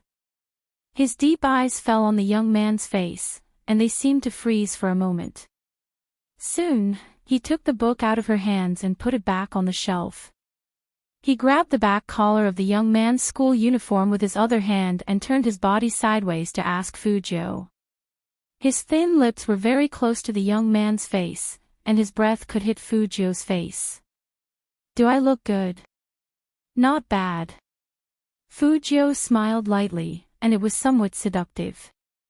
No wonder Brother Mo could locate my range so quickly. Your deduction ability is so strong. If I knew this earlier, I wouldn't have jumped out so quickly. I would have played a few more rounds with Brother Mo. Qin Mo told himself once again that the young man was in his rebellious phase. As an older brother, even if this guy touched his things, he wouldn't. He couldn't break his claws. However, he still had to take care of this child. Qin Mo exerted his strength. He didn't care what position the youngster was in and dragged him out. You can read the extracurricular books later. Let's go eat first. Ever since she met the Almighty, the number of times she was treated like a sack had increased. Fujio, Brother Mo, let's talk. Don't always drag me around like this. It's affecting my image. Won't it affect your image to read other people's books? Qin Mo grabbed onto the youngster as though he was lecturing a disobedient cat. Fujio didn't deny it. I just want to see how powerful the person who caught me is. Brother Mo, what else do you do besides playing games? Make money. After Qin Mo finished speaking, he pinched the youngster's chin forcefully. Don't ask so much. If you continue with your nonsense, I'll cook you up and stew you in hot pot.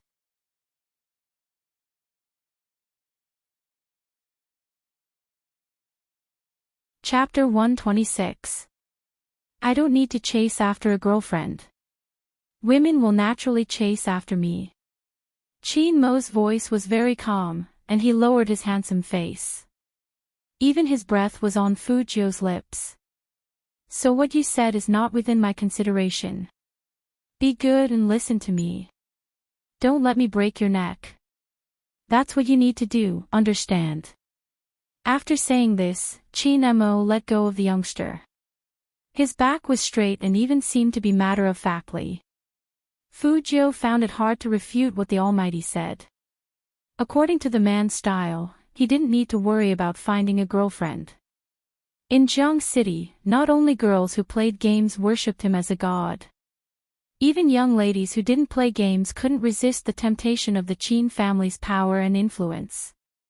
And, even if all these things were thrown out, with the Almighty's figure and looks, even if he went to a nightclub, he would still be a popular cowherd. In the future, she shouldn't attack the Almighty with girlfriends, because she couldn't do it at all. Unlike the Almighty who attacked her grades, every attack was accurate. Thinking of this, Fu Jiu was a little depressed. She was going to comfort herself with hot beef hot pot later. But what she didn't expect was that after she sat down, there was a set of chopsticks and bowls on the table. That seat was placed in front of the man.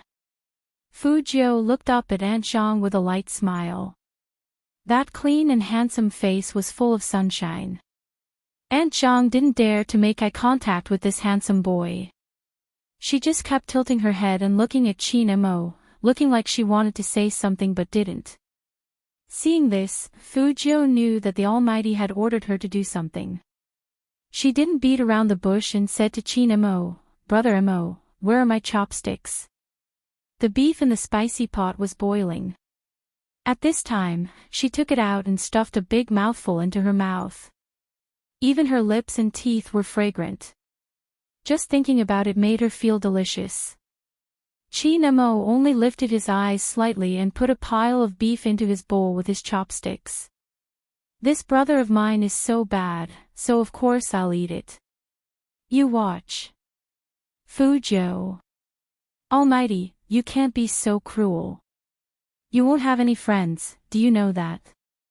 Qin Mo glanced at him again, only to see the youngster's handsome face collapse instantly. His beautiful eyes were still looking at him, his silver hair fluttering innocently. This reminded him of the youth's rebellious phase, and he began to reflect on whether he had gone too far. After all, this was the youth's first visit. "Are you craving beef?" Qin Mo asked the person opposite him. Fu Jiu held her chin and licked her lower lip with the tip of her tongue, looking devilishly handsome.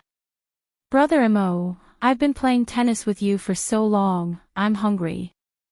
When you were playing tennis with me, how many people did you flirt with? Have you counted?" Qin Mo smiled, but it wasn't warm. "I spend a third of my time teaching others." Fu Jiu paused and stood up all of a sudden. She put her arm on the table and leaned over. Her thin lips curled into a smile. "Jealous? Jealous?" Qin Mo's body temperature dropped even further. He held the bamboo chopsticks in his hand and used his eyes to signal the youngster to look at the bottom of the pot. "You want to become it again?"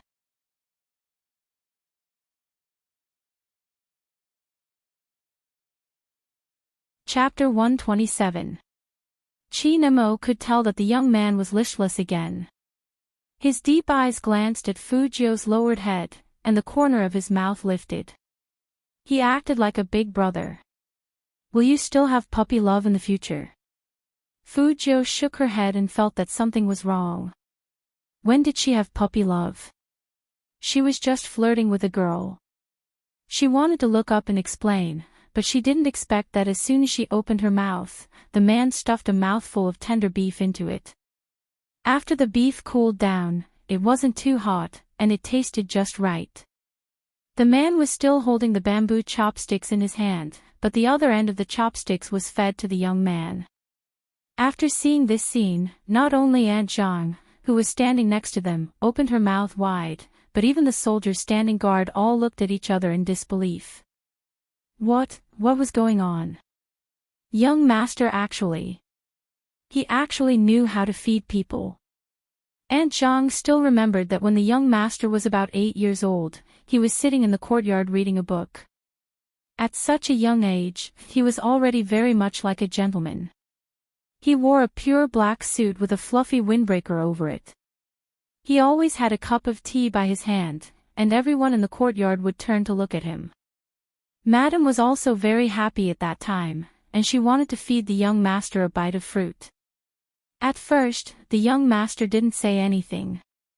He probably thought that Madame was tired of coaxing him. Only then did the young master put down the book calmly and said to his wife with a dignified expression, "Mother, saliva spreads germs more than 10 times faster than normal breathing. It's common sense not to feed other people with your own toothpicks." This scene was still replaying in Aunt Zhang's mind until now. How could a child who was less than 10 years old talk about the spread of germs to his own mother? That kind of scene was really cute and surprising. Later on, whenever Aunt Zhang cooked something, her first thought was whether the food was clean or not. After all, their young master's obsession with cleanliness was real. But, when did such a young master feed people with his own chopsticks? Didn't they say germs could spread? Now the young master didn't care about germs. If Madame saw this scene, she would definitely lose her elegance. Fu Jiu didn't think much of it. Nothing was better than having meat to eat. In an instant, he tossed aside the question of puppy love. Chi Nemo looked at the youngster's handsome smile and didn't say anything else. Since he was the younger brother that he recognized, of course, he had to raise him carefully. He should have realized his own problem by now. If she was no longer in love, it meant that she was still obedient to him. Compared to those who ran amok all day long, this was much better. Moreover, the way the young man ate was also very appetizing. The more he looked at it, the more it looked like a cat that he raised. As long as it was fed, it would be obedient. He would observe it for a while. After all, it was the rebellious phase of youth. After telling himself this, Chi Nemo ate a few mouthfuls of beef with the same pair of bamboo chopsticks. This shocked Aunt Zhang once again. She took out the spare pair of bamboo chopsticks in her hand and didn't use it. She felt that this day was like a fantasy from beginning to end. But at the same time, she felt happy for her young master. After all, this was the first time she saw the young master being so close to someone. This kind of young master was finally a little more humane.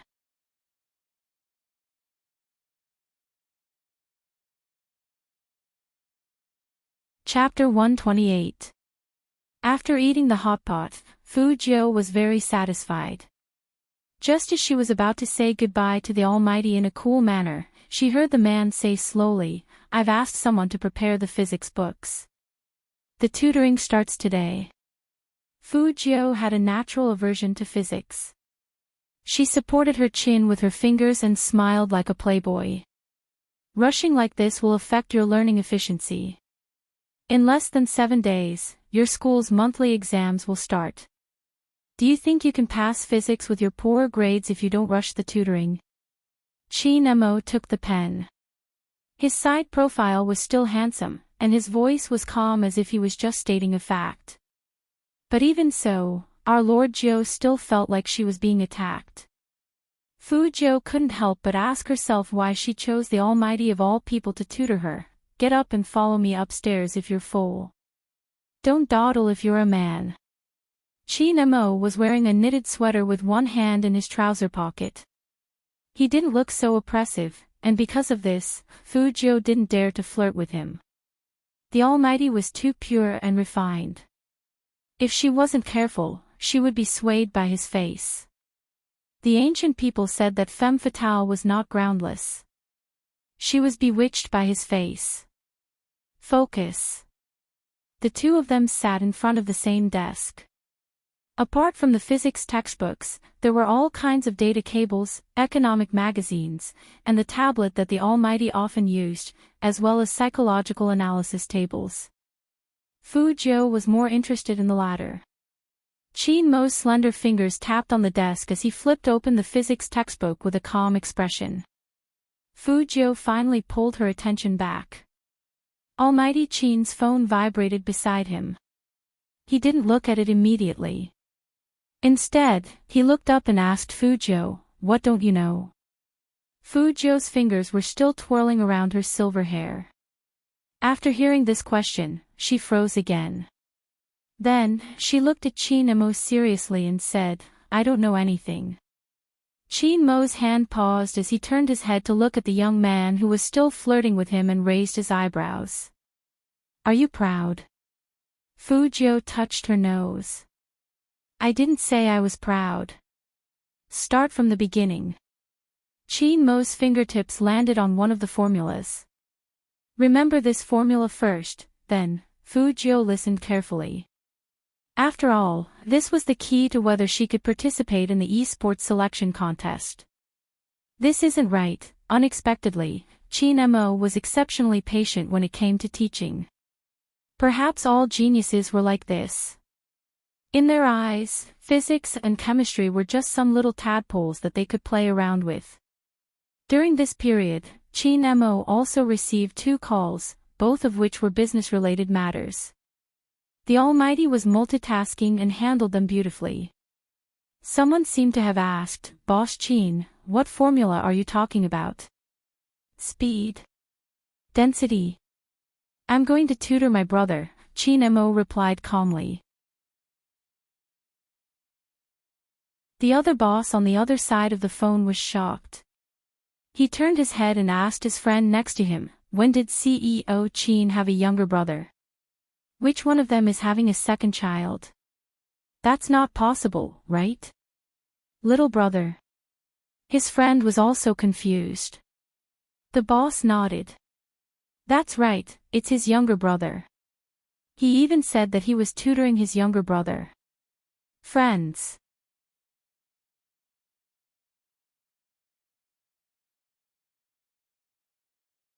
Chapter 129. He lowered his head, and his warm breath blew behind Fu Jiu's ear as he spoke. Fu Jiu paused and looked up at the man's eyes, which were as deep as the sea. He said one last sentence, I'm not going out today. Then, he hung up the phone. When his eyelashes lowered, they cast a thick shadow on his face, making his side profile look exceptionally handsome. Fu Jiu tilted her head to avoid this action. Qin Mo didn't say anything else, and his eyes swept over the youngster's face. Write it again. It was really stressful to have such a master. Fu Jiu moved the pen in her hand quickly, like a struggling cockroach. The Almighty's presence was too strong, and no one could compare to him. But there was one good thing about him. The biggest difference between a genius and an ordinary person was that he could quickly get an accurate recognition. Fu Jiu.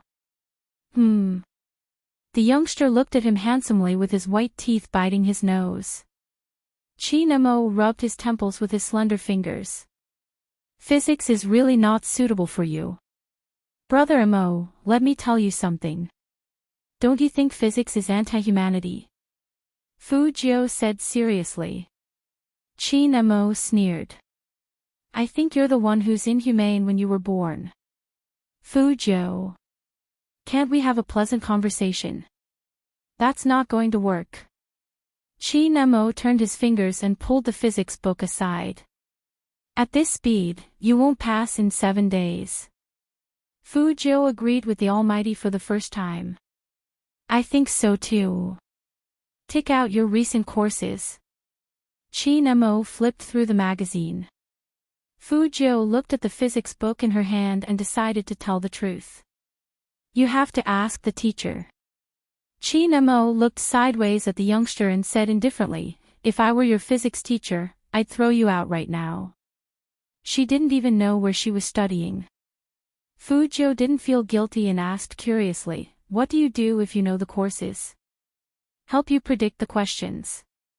The Almighty's careless words made Fu Jiu realize the essential difference between a bad student and a top student. It turned out that a top student could predict the questions. This was unfair to poor students like them. What was the difference between this and knowing the answer before the exam? Fu Jiu was still a little depressed when Qin Mo stood up from his seat. What are you going to do?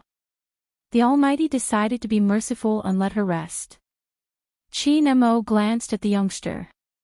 Call your director and ask about his progress. The Almighty didn't say anything, but for some reason, Fu Jiu could see the helplessness in his eyes. Fu Jiu thought to herself as she unwrapped a lollipop and put it in her mouth. Then, she lowered her head to look at the series of formulas. She was so handsome. The physics formula was so ugly. It was obvious that physics was more anti-benevolent.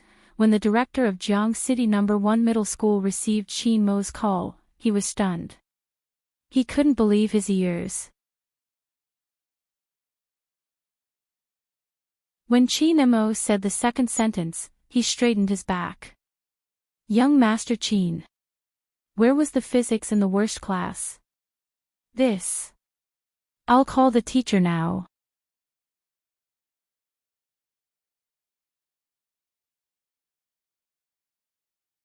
Chapter 130. Director Wang didn't know why young Master Qin suddenly cared about the seating problem, so he just said respectfully, yes. Director Quan, don't you think that it's easy to have a wrong feeling when a man and a woman sit together at the same table? Qin Mo's slender fingers were still holding the mineral water bottle. The reflection of his eyes on the bottle was like the water inside, with a slight coolness. Chief Wang was dumbfounded. Wrong feelings. Puppy love. After Qin Mo said these two words, Director Quan immediately understood what Director Qin meant. Yes, young Master Qin is right. We, the directors, have sat together to discuss this problem. It must be changed to have a man and a woman sit together at the same table. Qin Mo said faintly. Director Quan couldn't hear the emotion in it, so he asked nervously, young Master Qin, do you know anyone in the bad class? Otherwise, according to young Master Qin's character, he would never ask about people in the school. Qin Mo didn't speak this time, because the young man was looking up at him with his long and narrow eyes that were bright and beautiful. Fu Jiu didn't know what Almighty Qin said, but she was thirsty, so she followed him over. Seeing the man still holding the phone in his hand, she raised her eyebrows. Brother Mo, can't you get the answer? Yes, I can. Qin Mo handed the mineral water to the young man and said faintly to the other side of the phone, that's it for now. Send me the course progress later. Almighty Qin didn't think there was anything wrong with what he did. As a big brother, there were some things that he had to stop and nip at the root. Since the young man liked to flirt with people so much, then he should keep him quiet and not get close to girls. However, it wasn't good for others to know about this, especially the young man. People in the rebellious stage of adolescence probably didn't want to be controlled like this. Thinking of this, Qin Mo glanced at Fu Jiu next to him. Fu Jiu took the mineral water and drank a few mouthfuls. Her white neck and smooth chin always gave people a kind of indescribable beauty.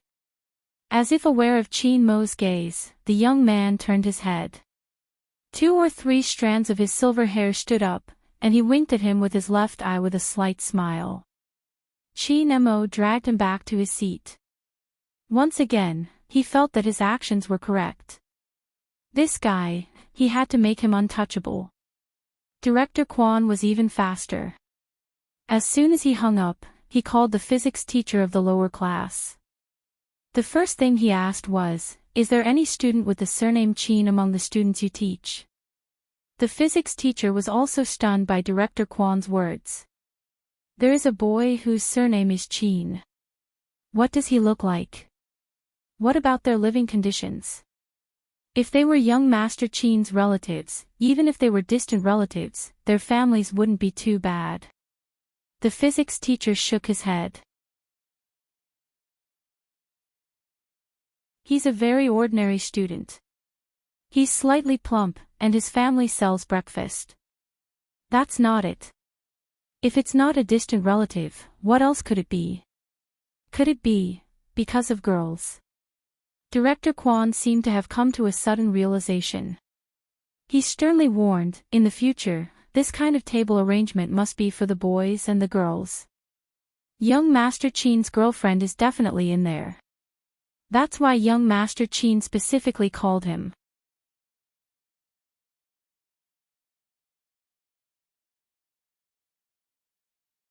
Chapter 131. Director Quan thought to himself, that was before. he didn't know that young Master Qin's girlfriend was among these girls. Otherwise, he wouldn't have said such a thing even if he was beaten to death. However, he still needed to have some manners when dealing with his subordinates. Teacher Zhang, this isn't being conservative. Director Quan thought of young Master Qin's words as he said, it's true that boys and girls sitting at the same table can stimulate boys' learning attitude, but it is also easy for these children to have a wrong feeling. To prevent puppy love, we should start with the arrangement of tables. Physics teacher, okay, that's it. Just remember it, Director Quan said seriously. How are your physics studies going recently? What are the key points? Send them to my email. After Qin Mo received the material, he only glanced at it a few times. Then, he began to take the pen and mark the key points one by one, circling all the possible questions. What was even more amazing was that he found 4 questions from the big questions and tapped on them with his slender fingers. When you take the monthly test, you will be tested on one of these 4 questions. If you don't know how to do it, just write down the answers. Your memory should be good. Not bad. The young man smiled calmly with a lollipop in his mouth. In fact, every hacker had a good memory, especially when it came to data. If it weren't for the fact that Lord Zhou didn't like physics, she wouldn't have been so miserable and needed the Almighty to tutor her. However, this man was really amazing. He could get so many big questions right. Then, he could just fill in the multiple choice questions in front and he should be able to pass. When Fu Jiu thought of this, she immediately became happy. She showed her white canine teeth.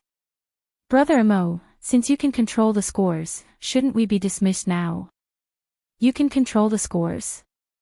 Qin Mo raised his good-looking eyebrows. Fu Jiu pointed at the test paper. Here, here, and here. Altogether, it's enough to pass. How can a student taught by me, Qin Mo, only get a passing grade? The man's tone was very indifferent, but he was naturally noble and domineering. Fu Jiu, why did she feel that letting a straight-A student like the Almighty teach her physics was simply a trap? A straight-A student's requirement for scores was not on the same level as a slacker like her. She just wanted to pass, not to become a physics enthusiast. But she had no choice. After all, she still needed the Almighty's help.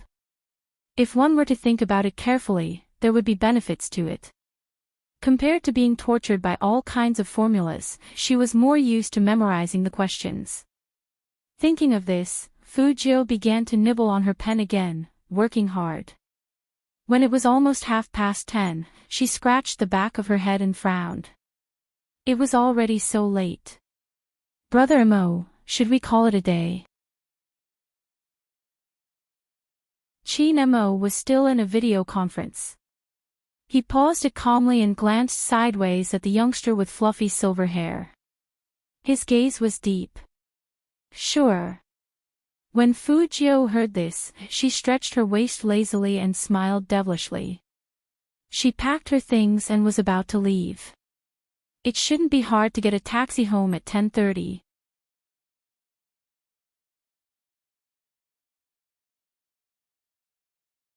Chapter 132. She was going to wear it. When did she say she was going to wear pajamas? What's with the pajamas? She was the one who was going home. Fu Jiu turned her head and looked at the man's sexy and handsome face. She raised her eyebrows. Brother Mo, I think we have a fundamental problem with our communication.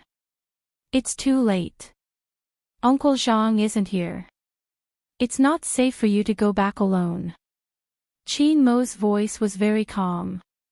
He crossed his long legs and sat back on the sofa. There are so many guest rooms. Just pick one to sleep in. Fu Jiu curled up her lips.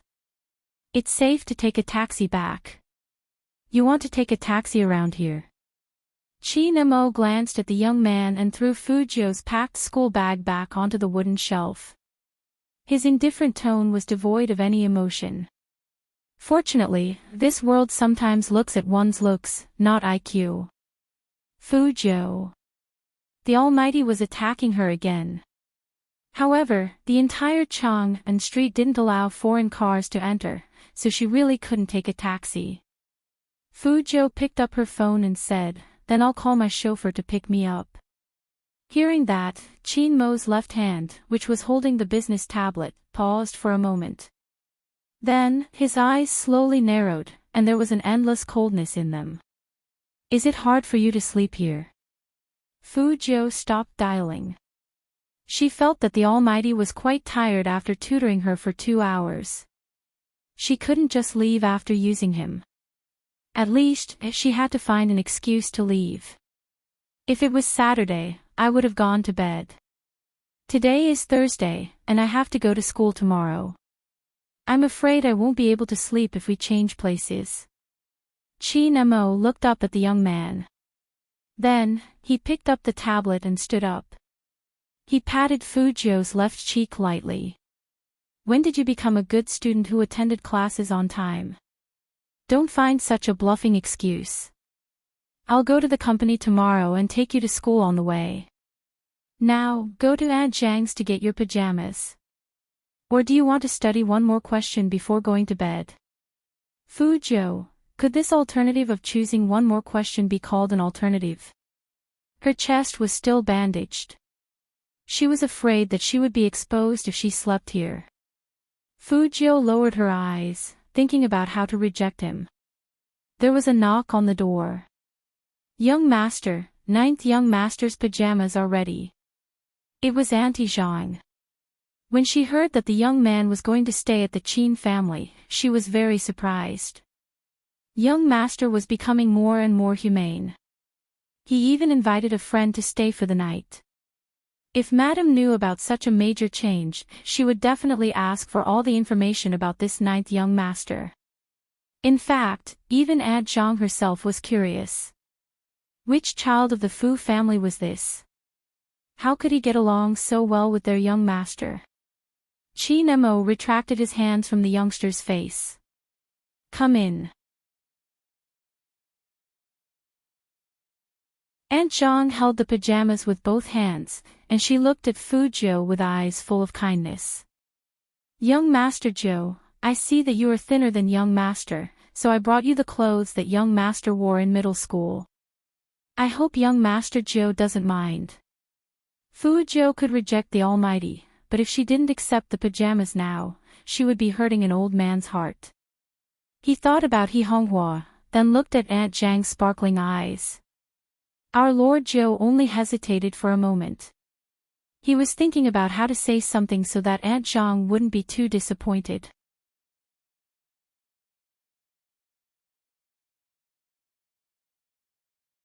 Chapter 133. Almost instantly, Fuzhou saw Aunt Zhang's eyes darken. She quickly reached out and smiled lightly, looking very handsome. "How could I not be satisfied? Aunt Zhang's beef hot pot is so delicious, the clothes you prepared must be comfortable to wear." Aunt Zhang's face brightened up again after being praised by the young man. She even blushed inexplicably. Young Master Zhou was too gentle, completely different from their young master. Fuzhou was planning to continue to confuse him. Qin Mo interrupted the young man's words and said in a very calm voice, "If you like Aunt Zhang, you can sleep here tonight." Fuzhou. The Almighty was tricking her again. "Ah. Young Master Zhou is not staying here tonight." Aunt Zhang looked at the handsome young man in front of her and said rather disappointedly, "I even cooked supper for 9th young master. It's congee with pork and century eggs. Young master doesn't usually eat such things." Now that there's finally someone to eat it, Fuzhou thought about it carefully. The bathroom and bedroom were both independent, so even if she stayed here, as long as they were in different rooms, no one would find out. At this point, if she refused again, the Almighty, who was a master detective who dabbled in psychology, might even suspect her. The main thing was that she couldn't bear to see a woman who was good to her sad, especially a woman like Aunt Zhang. "Of course I'm staying here." Fujio curled her lips like a rich young master. She reached out with her left hand for the pajamas and tucked Aunt Zhang's hair behind her ears. I love food so much, so how could I let go of Aunt Zhang's homemade century egg and lean meat porridge? Aunt Zhang heard this and was as happy as a child. I'll bring it to young Master Jiu right now. Okay. No one could see the crying face of our Lord Jiu. Staying here meant that she had to sleep the whole night with bandages. Any girl would know that it was torture. Seeing that he had achieved his goal, Qin Mo turned around and continued his video conference. His fluent English was mixed with a few words of French. It was obvious that the conference was not a small one. It must have been hard on the Almighty, who could still find time to use Aunt Zhang to trick her in such a business conference. He was indeed a sly businessman. Fujio complained as she planned to change out of the pajamas while the Almighty was still in the conference. Otherwise, if something like what happened in the locker room happened again, it would be hard for her to deal with it. To prevent the Almighty from tricking her again, Fujio went downstairs to confirm her room with Aunt Zhang and familiarize herself with the environment. Different beds meant a higher degree of safety. There didn't seem to be anything to worry about. With this thought in mind, Fujio took out her modified laptop and entered the game leisurely. As soon as she logged into her account, she saw that someone had sent her over 100 friend requests.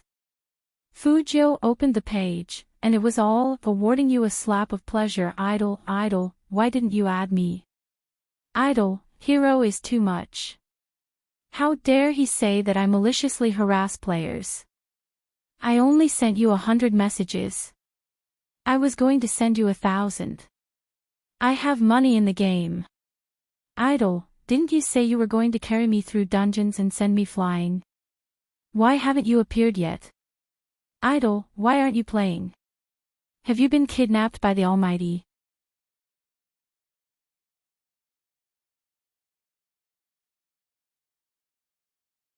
Chapter 134. Fujio put a lollipop in her mouth, put the notebook on her long legs, and began to reply, "The Almighty didn't kidnap me, I successfully moved into his house."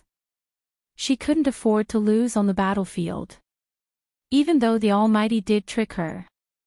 Live, in the Almighty's house. Award a slap of pleasure sent a horrified emoji.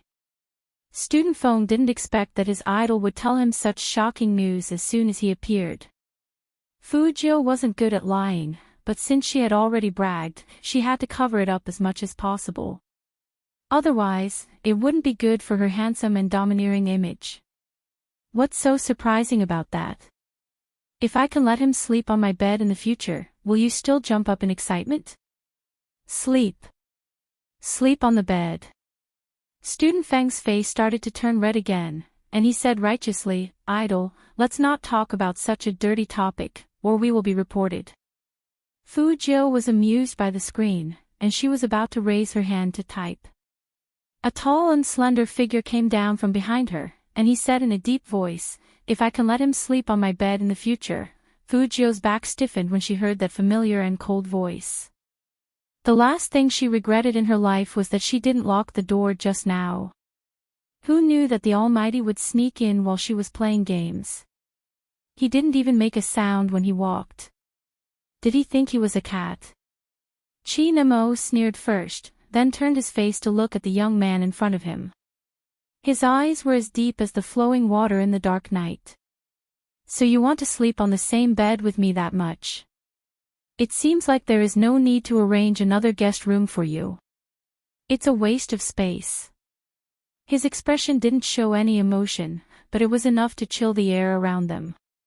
Fujio coughed lightly. "This is a misunderstanding."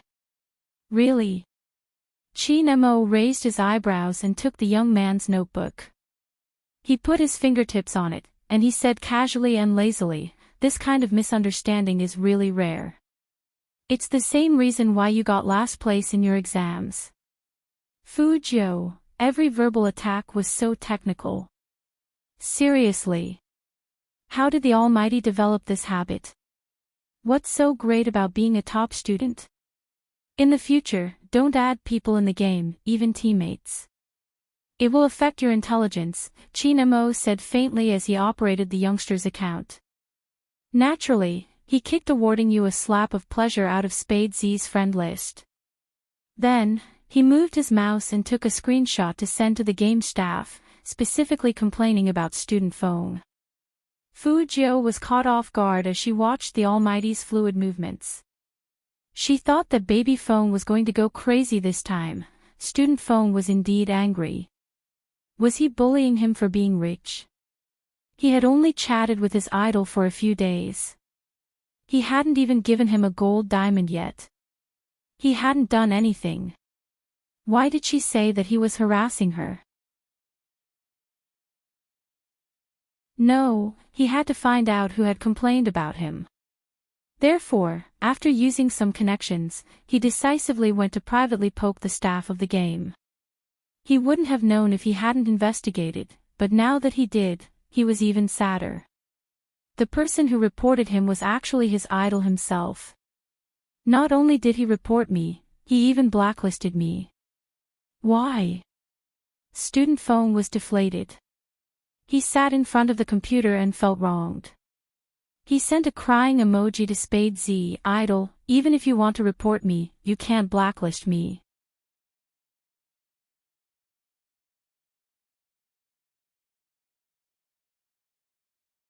Chapter 135. The man's indifferent voice didn't reveal any emotion. To prevent you from spouting nonsense, you can use my account and I'll use yours before the esports selection contest. Fujio smiled lightly. Brother Mo, that's not a good idea. We use different skills in the game. As a hacker, can't you control different skills in the game? He handed the youngster a towel. Don't put my IQ on the same level as yours. Write down your account number and wash your claws. Or do you prefer me to wash them for you? Chin Mo's smile turned colder, his eyes filled with nobility as he handed the youngster a towel. Fujio just remembered that she hadn't showered yet. She couldn't care less about comforting baby Feng in the game. She took the bath towel from the Almighty's hand and rushed into the bathroom. This time, she didn't forget to lock the door, and she even locked it twice. Fujio completely believed that the Almighty would rip people's clothes when he was shameless. It was better for her to take the safe route. Thinking of this, Fujio raised her eyes and looked at herself in the mirror. She was so handsome, but she was still threatened. Sigh. Chinamo seemed to notice the depression of the young man in the bathroom, so he stood up and walked slowly to the door. He put one hand in the waistband of his khaki pants, and he looked very cool. His voice was still indifferent, but it had a natural sense of command. You can use the game currency in the account, but you are not allowed to add people. Game currency. Fujio's long and narrow eyes lit up. She turned sideways and opened the door. She put her arms on the side and leaned closer to Chinamo. Her handsome face was full of evil smile. Brother Mo, don't worry. I have the basic ethics of using an account.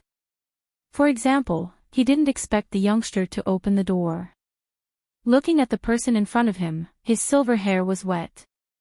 He freed one hand and pushed Fujio back. Take a good shower. Fujio didn't know what to say. Instead, she pushed him back. This time, Fujio didn't care how cold the Almighty's tone was. She smiled brightly, locked the door again, and started to take off her clothes. But when she was halfway through, she still felt a little awkward. She could sense that Chinamo hadn't left. He was sitting on the sofa outside the bathroom. It seemed like he was still in a meeting. Even without the sound of water, she could still hear him speaking in English and French. It wasn't easy to remove the outer layer, only the inner bandage remained. Fujio glanced at herself and sat on the edge of the bathtub. She stretched out her long legs and bent one of them to the left. She turned her face to the side and carefully unwrapped the white cloth in front of her chest bit by bit. As she moved, her silver hair drooped down and hit the attractive side of her face. It made her look very handsome, like a beautiful young man full of vitality. But at this moment, if Chin Mo came in, he would definitely find out that the younger brother he recognized wasn't a younger brother, but a younger sister. Fu Jiu, the legendary gay who liked men. In fact, she was always straight. But no one could have imagined that she was a girl, because he needed to continue using the strip of cloth after he took a shower.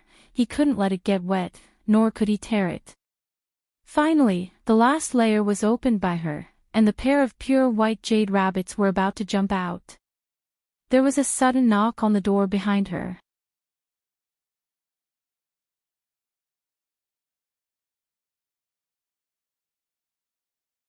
Chapter 136. Almost in the next second, she picked up her shirt and put it in front of her. However, Chin Mo didn't come in. He just stood outside the door, his side profile elegant and handsome. He had a pile of common toiletries in his hands. Open the door, I have something for you. Why did he have to give it to her now? Fu Jiu pressed her shirt and said, I'll take it after I take a shower. There's no shower gel in there, how are you going to shower? Chin Mo raised his eyebrows and said in a deep voice, Open the door and take what Auntie Zhang prepared for you. After he said that, Chin Mo saw that there was no movement inside. His slender fingers were on the doorknob, and just as he was about to turn the lock, the wooden door in front of him opened a little, and the young man poked his head out. He didn't seem to be wearing any clothes. His white neck and delicate collarbones were exposed, and only his handsome face could be seen. Behind him was the special mist of the bathroom, and even the young man's thick black eyelashes were steaming. Brother Mo, where are the things? Fu Jiu said it naturally with a slight smile on her lips. Chin Mo glanced at the young man's smooth collarbones, then looked away and threw a bag of toiletries to him. Fu Jiu raised her hand to catch it and whistled. Chin Mo didn't know what to do with this guy who was flirting all the time, so he simply closed the door and locked the young man inside. Out of sight, out of mind. Fu Jiu finally let out a sigh of relief. If the door was opened a little more, she would definitely be discovered. Exposing herself like this would make the Almighty impatient, but it was better than coming in directly. Fu Jiu thought of this and looked at the shower gel in her hands.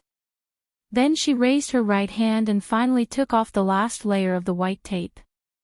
The person in the bronze mirror in the bathroom changed from a handsome and devilish young man to an extremely beautiful girl. She had the same silver hair, but because of the pair of jade rabbits in front of her chest, Fu Jiu's face looked even more alluring.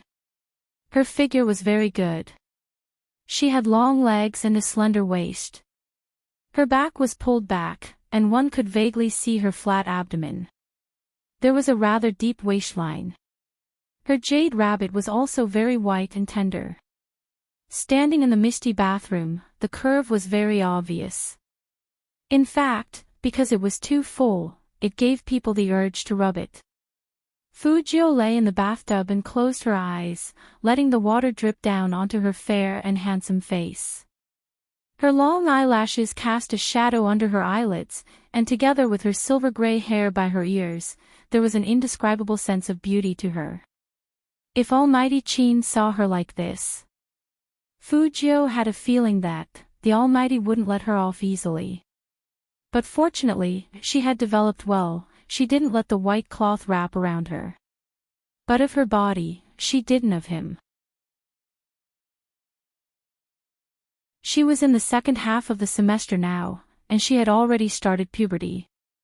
She didn't know if the white cloth would still work when spring came next year. Fu Jiu tilted her head. It seemed that sometimes being too big could be a source of trouble. She had to be more careful when she went out later. She had seen the pajamas just now, and they weren't very safe. She was afraid that even with the white cloth, there would still be a little bulge. Thinking of this, Fu Jiu suddenly opened her eyes and pressed her silver hair with her left hand. Her action was still very handsome.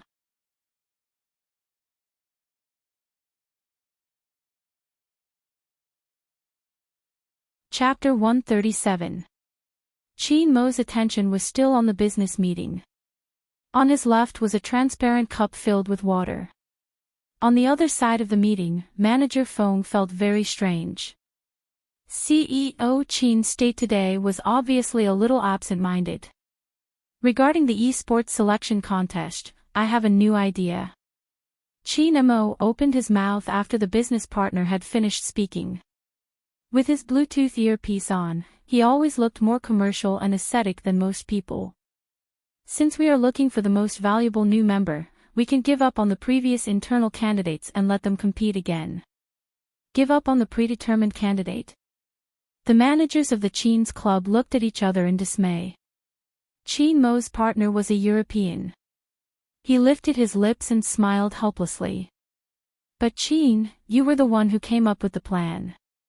That was the previous Qin group, not the Qin group that I took over. Qin Mo's voice was indifferent. Even in front of a business partner, he was calm and professional. Talents can never be selected through internal selection. I believe Robert has heard of this saying, mastermind in civil, the master is among the people. Hearing this, Robert's eyes lit up. He shrugged his shoulders and said, all right, Qin, you have successfully convinced me once again. With you around, the Qin family is indeed a treasured sword. Qin Mo slid his fingers. He didn't deny it, nor did he act humble. Thank you. Qin, I like your personality. Robert laughed. I heard that you've started playing on a private server recently. And he even went to a live stream room. Our teams are all very concerned about who had the ability to make you pay attention to a small stream. Qin Mo's expression didn't change at all. He tilted his head and lit a cigarette, holding it between his slender fingers. He looked noble and upper class. It's not a matter of ability. That's my brother. Brother. Robert expressed his surprise. Secretary Liang was in charge of meeting minutes. Usually, he would sit in on these international meetings. But after hearing the word younger brother, Secretary Liang felt a little uncomfortable. President Qin, didn't you say he wasn't your biological brother? Why do you have such a doting tone even in a meeting? Robert was still asking, Qin, when did you have a younger brother? I remember that you're the only one in the Qin Corporation, right? God brother, all right, let's not talk about this anymore. He's still bathing. Qin Mo glanced up and glanced at the clock on the wall. I'm going to check on that guy. That's all, good night. Robert was extremely curious. In his impression, Qin was someone who was hard to get close to. She really didn't expect that man to treat her brother so well. In the past, he did not like Chinese people because some Chinese people would neglect their families when they had business. Now, looking at Qin's appearance, he was even more certain that he would cooperate with the Qin Corporation to the end. The members of the club didn't have much of a reaction when they saw that. Secretary Liang, on the other hand, felt a headache coming on. The CEO had only known the young master of the Fu family for a few days, and he was already bringing him home for a shower. No, he couldn't let his imagination run wild. The CEO must have found a companion because he had been living alone for too long. But even if he wanted to find someone, he should find a woman, right?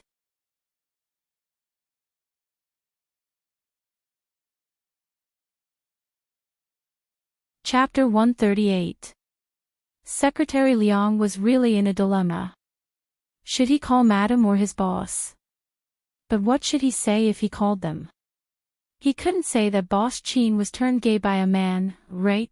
Different from Secretary Liang's active thoughts, Feng Shang, on the other side of the game, only thought that he was the most pathetic person in the world. So when his brother knocked on the door and came in, he didn't put away his laptop. He looked depressed and haggard. Manager Feng thought that his brother didn't have enough money in the game, so he immediately added 3,000 yuan into the account and asked, "Is it enough?" "No, it's not about the money." Even though Feng Shang stuttered, he still felt that today's incident was very sad. Feng Yi raised his eyebrows.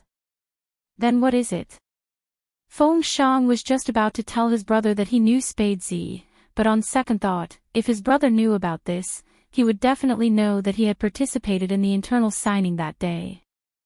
Thus, he just shook his head and didn't say anything. Feng Yi, on the other hand, wanted to complain to his brother. "I'm going to be very busy from now on. I don't know what's going on with CEO Qin, but he's suddenly cancelled all the internal signings eligibility to join the team. If they want to join the team, they'll have to participate in this year's esports selection contest. I have to rearrange the plan, and I won't be able to go on a date at the nightclub in the future." I don't know. In fact, Feng Shang knew. He always felt that Almighty Qin's decision was to stand up for his idol no matter how he looked at it. Could it be that his idol was really taken away by the Almighty? The more Feng Shang thought about it, the more depressed he felt. He wanted to raise his idol, but why did Almighty Qin beat him to it? Fu Jiu didn't know that someone wanted to raise her. She held a towel in her left hand and casually wiped her short silver hair. She walked out of the bathroom barefooted. The ends of her hair were still dripping water, and the water fell on her pale lips. Her skin was white and supple, and it was as clear as jade. From the bridge of her nose to her chin, she was impeccably beautiful. She was so clean that people couldn't help but take a second look. The young man had a lollipop in his mouth as he slowly walked toward Qin Mo. That lazy look made him look like a demon deacon in a comic, very handsome. After the bath, the youngster seemed to have become even more eye-catching. With such an eye-catching person around, Qin Mo couldn't continue with his work. He closed all the documents and placed the tablet at the side. He glanced up at the youngster and looked into his eyes. He raised his right hand. "Give me the towel." Fu Jiu didn't resist the Almighty at this moment. After all, she was wearing pajamas. Her goal was to protect her front, so she handed the towel to the man.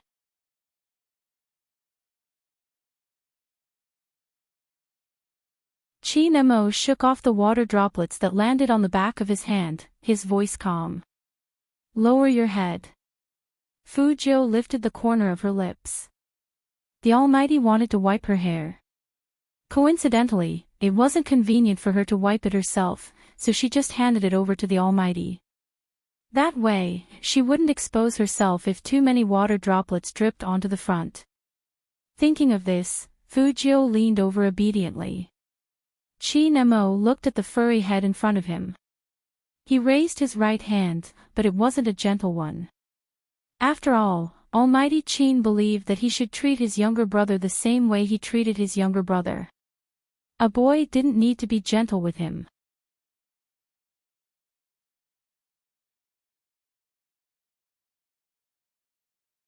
Chapter 139. When Aunt Zhang came in with the supper, she saw this scene. She almost dropped the bowl of pork and century egg congee in her hands. The young master in front of her didn't seem like the young master she knew. The young master in the past was cold and indifferent, as if everything was in his hands, and nothing could arouse his interest. Could it be that the young master had been alone since he was young, and now that he had a friend, he was like this?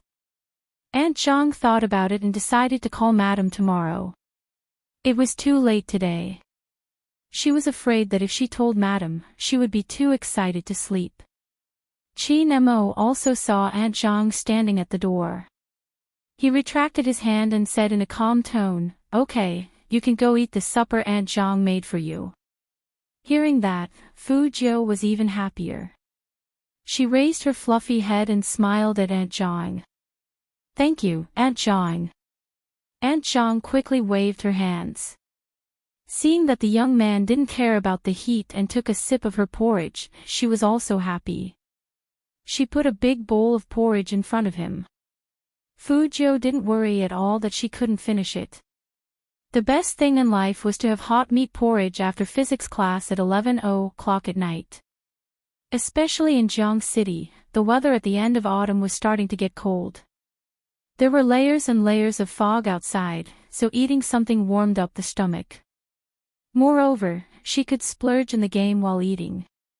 Most importantly, she was very interested in how much money the Almighty had in his account. Based on the Almighty's attitude when he gave her something last time, he definitely had a lot of money. Fujio logged into the account the Almighty gave her while eating the porridge. She opened the account's information list in high spirits. 1 0, 2 zeros, 3 zeros, 8 zeros, 9 zeros. 9 zeros in virtual game currency, even if converted into RMB, would be worth more than $1 million. Fujio looked sideways at the account the Almighty had logged into, and it only had a few thousand yuan. Was this the difference between a top student and a bad student? Fujio lowered her head and bit the spoon in her mouth. Unfair. She had to find a way to earn more money. Fujio thought of this and seemed to remember something. Right, baby phone. Fujio opened the page and saw, awarding you a slap of pleasure, flirting with girls in the world channel. Based on what he said, Fujio locked onto Feng Shang's exact location and sent him a message. Are you there? After Feng Shang sent his brother away, he sat down and saw Almighty Qin talking to him in the game. He choked on his saliva and couldn't help but cough. Could it be a fake account? This was Feng Shang's first reaction. What's more, student Feng was still thinking, this fake account was practically knocking on his gun's muzzle.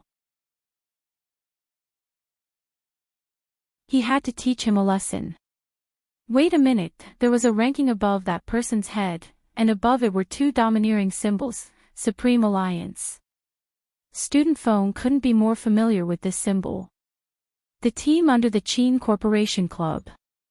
Was it really Almighty Qin talking to him? Feng Shang felt shocked. His first reaction wasn't to reply to Qin Mo in the game.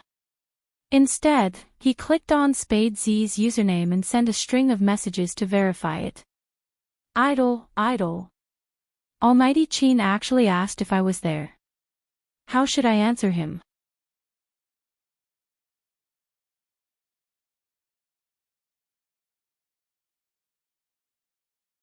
Chapter 140. As expected, this fellow did not look at him.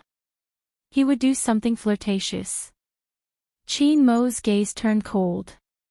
It was as though there were countless clouds churning in his eyes. No one could see what was hidden in those clouds. It was just that the aura around him had clearly become colder. Fujio didn't know that the Almighty had his eyes on her. She bit her spoon with her white teeth, emptied her hands, and typed beautifully, "Baby Feng, what are you doing? Why didn't you reply me?" Feng Shang's expression changed, and he immediately sent a screenshot to Spade Z. Look, the Almighty even called me Baby Feng. Idle, do you think the Almighty, is he secretly in love with me? Qin Mo frowned. He almost crushed the custom-made mouse in his right hand and threw it away. However, there was no trace of anger on his face. Instead, his eyes were extremely cold and the corners of his mouth curled up. It wasn't very warm. Everyone in the industry knew that Qin Mo was the scariest when he was in this state. There were many second-generation officials in the military compound, but none of them were like Qin Mo. He was skilled and ruthless. He had been like this since he was young. Qin Mo didn't reply. Instead, he reached for the glass of water beside him, crossed his long legs, and took a sip of water as if he was watching a show. The curve of his chin made him look like a young master of a warlord during the Republic of China, cold and noble.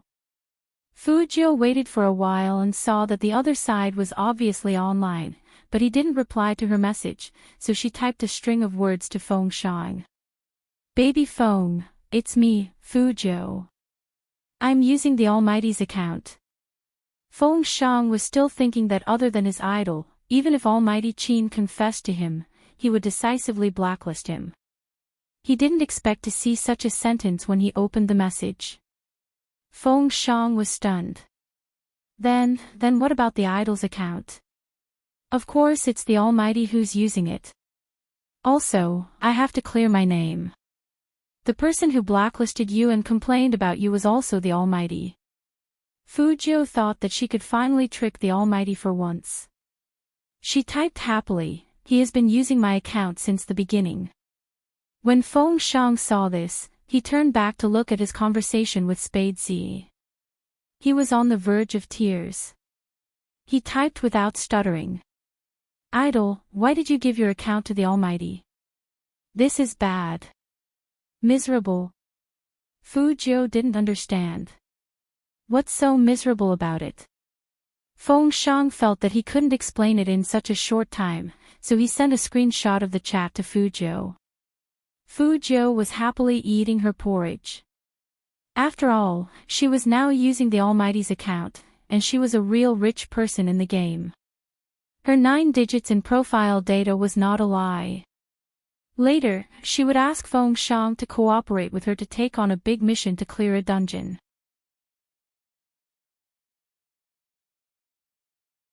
This time, she would raise the price a bit higher and get some fresh blood. Otherwise, it would be a waste of the virtual currency in the Almighty's account. However, the moment she curled her thin lips and clicked on the message, all her beautiful plans came to an abrupt halt and disappeared at lightning speed.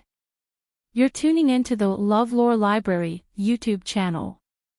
We're so grateful for your support, and don't forget to subscribe to join us on this incredible journey through captivating stories. Your generosity through donations truly makes a world of difference, as it's the primary source of revenue that allows me to expand and enhance this channel for you. Thank you from the bottom of my heart for being a part of this adventure.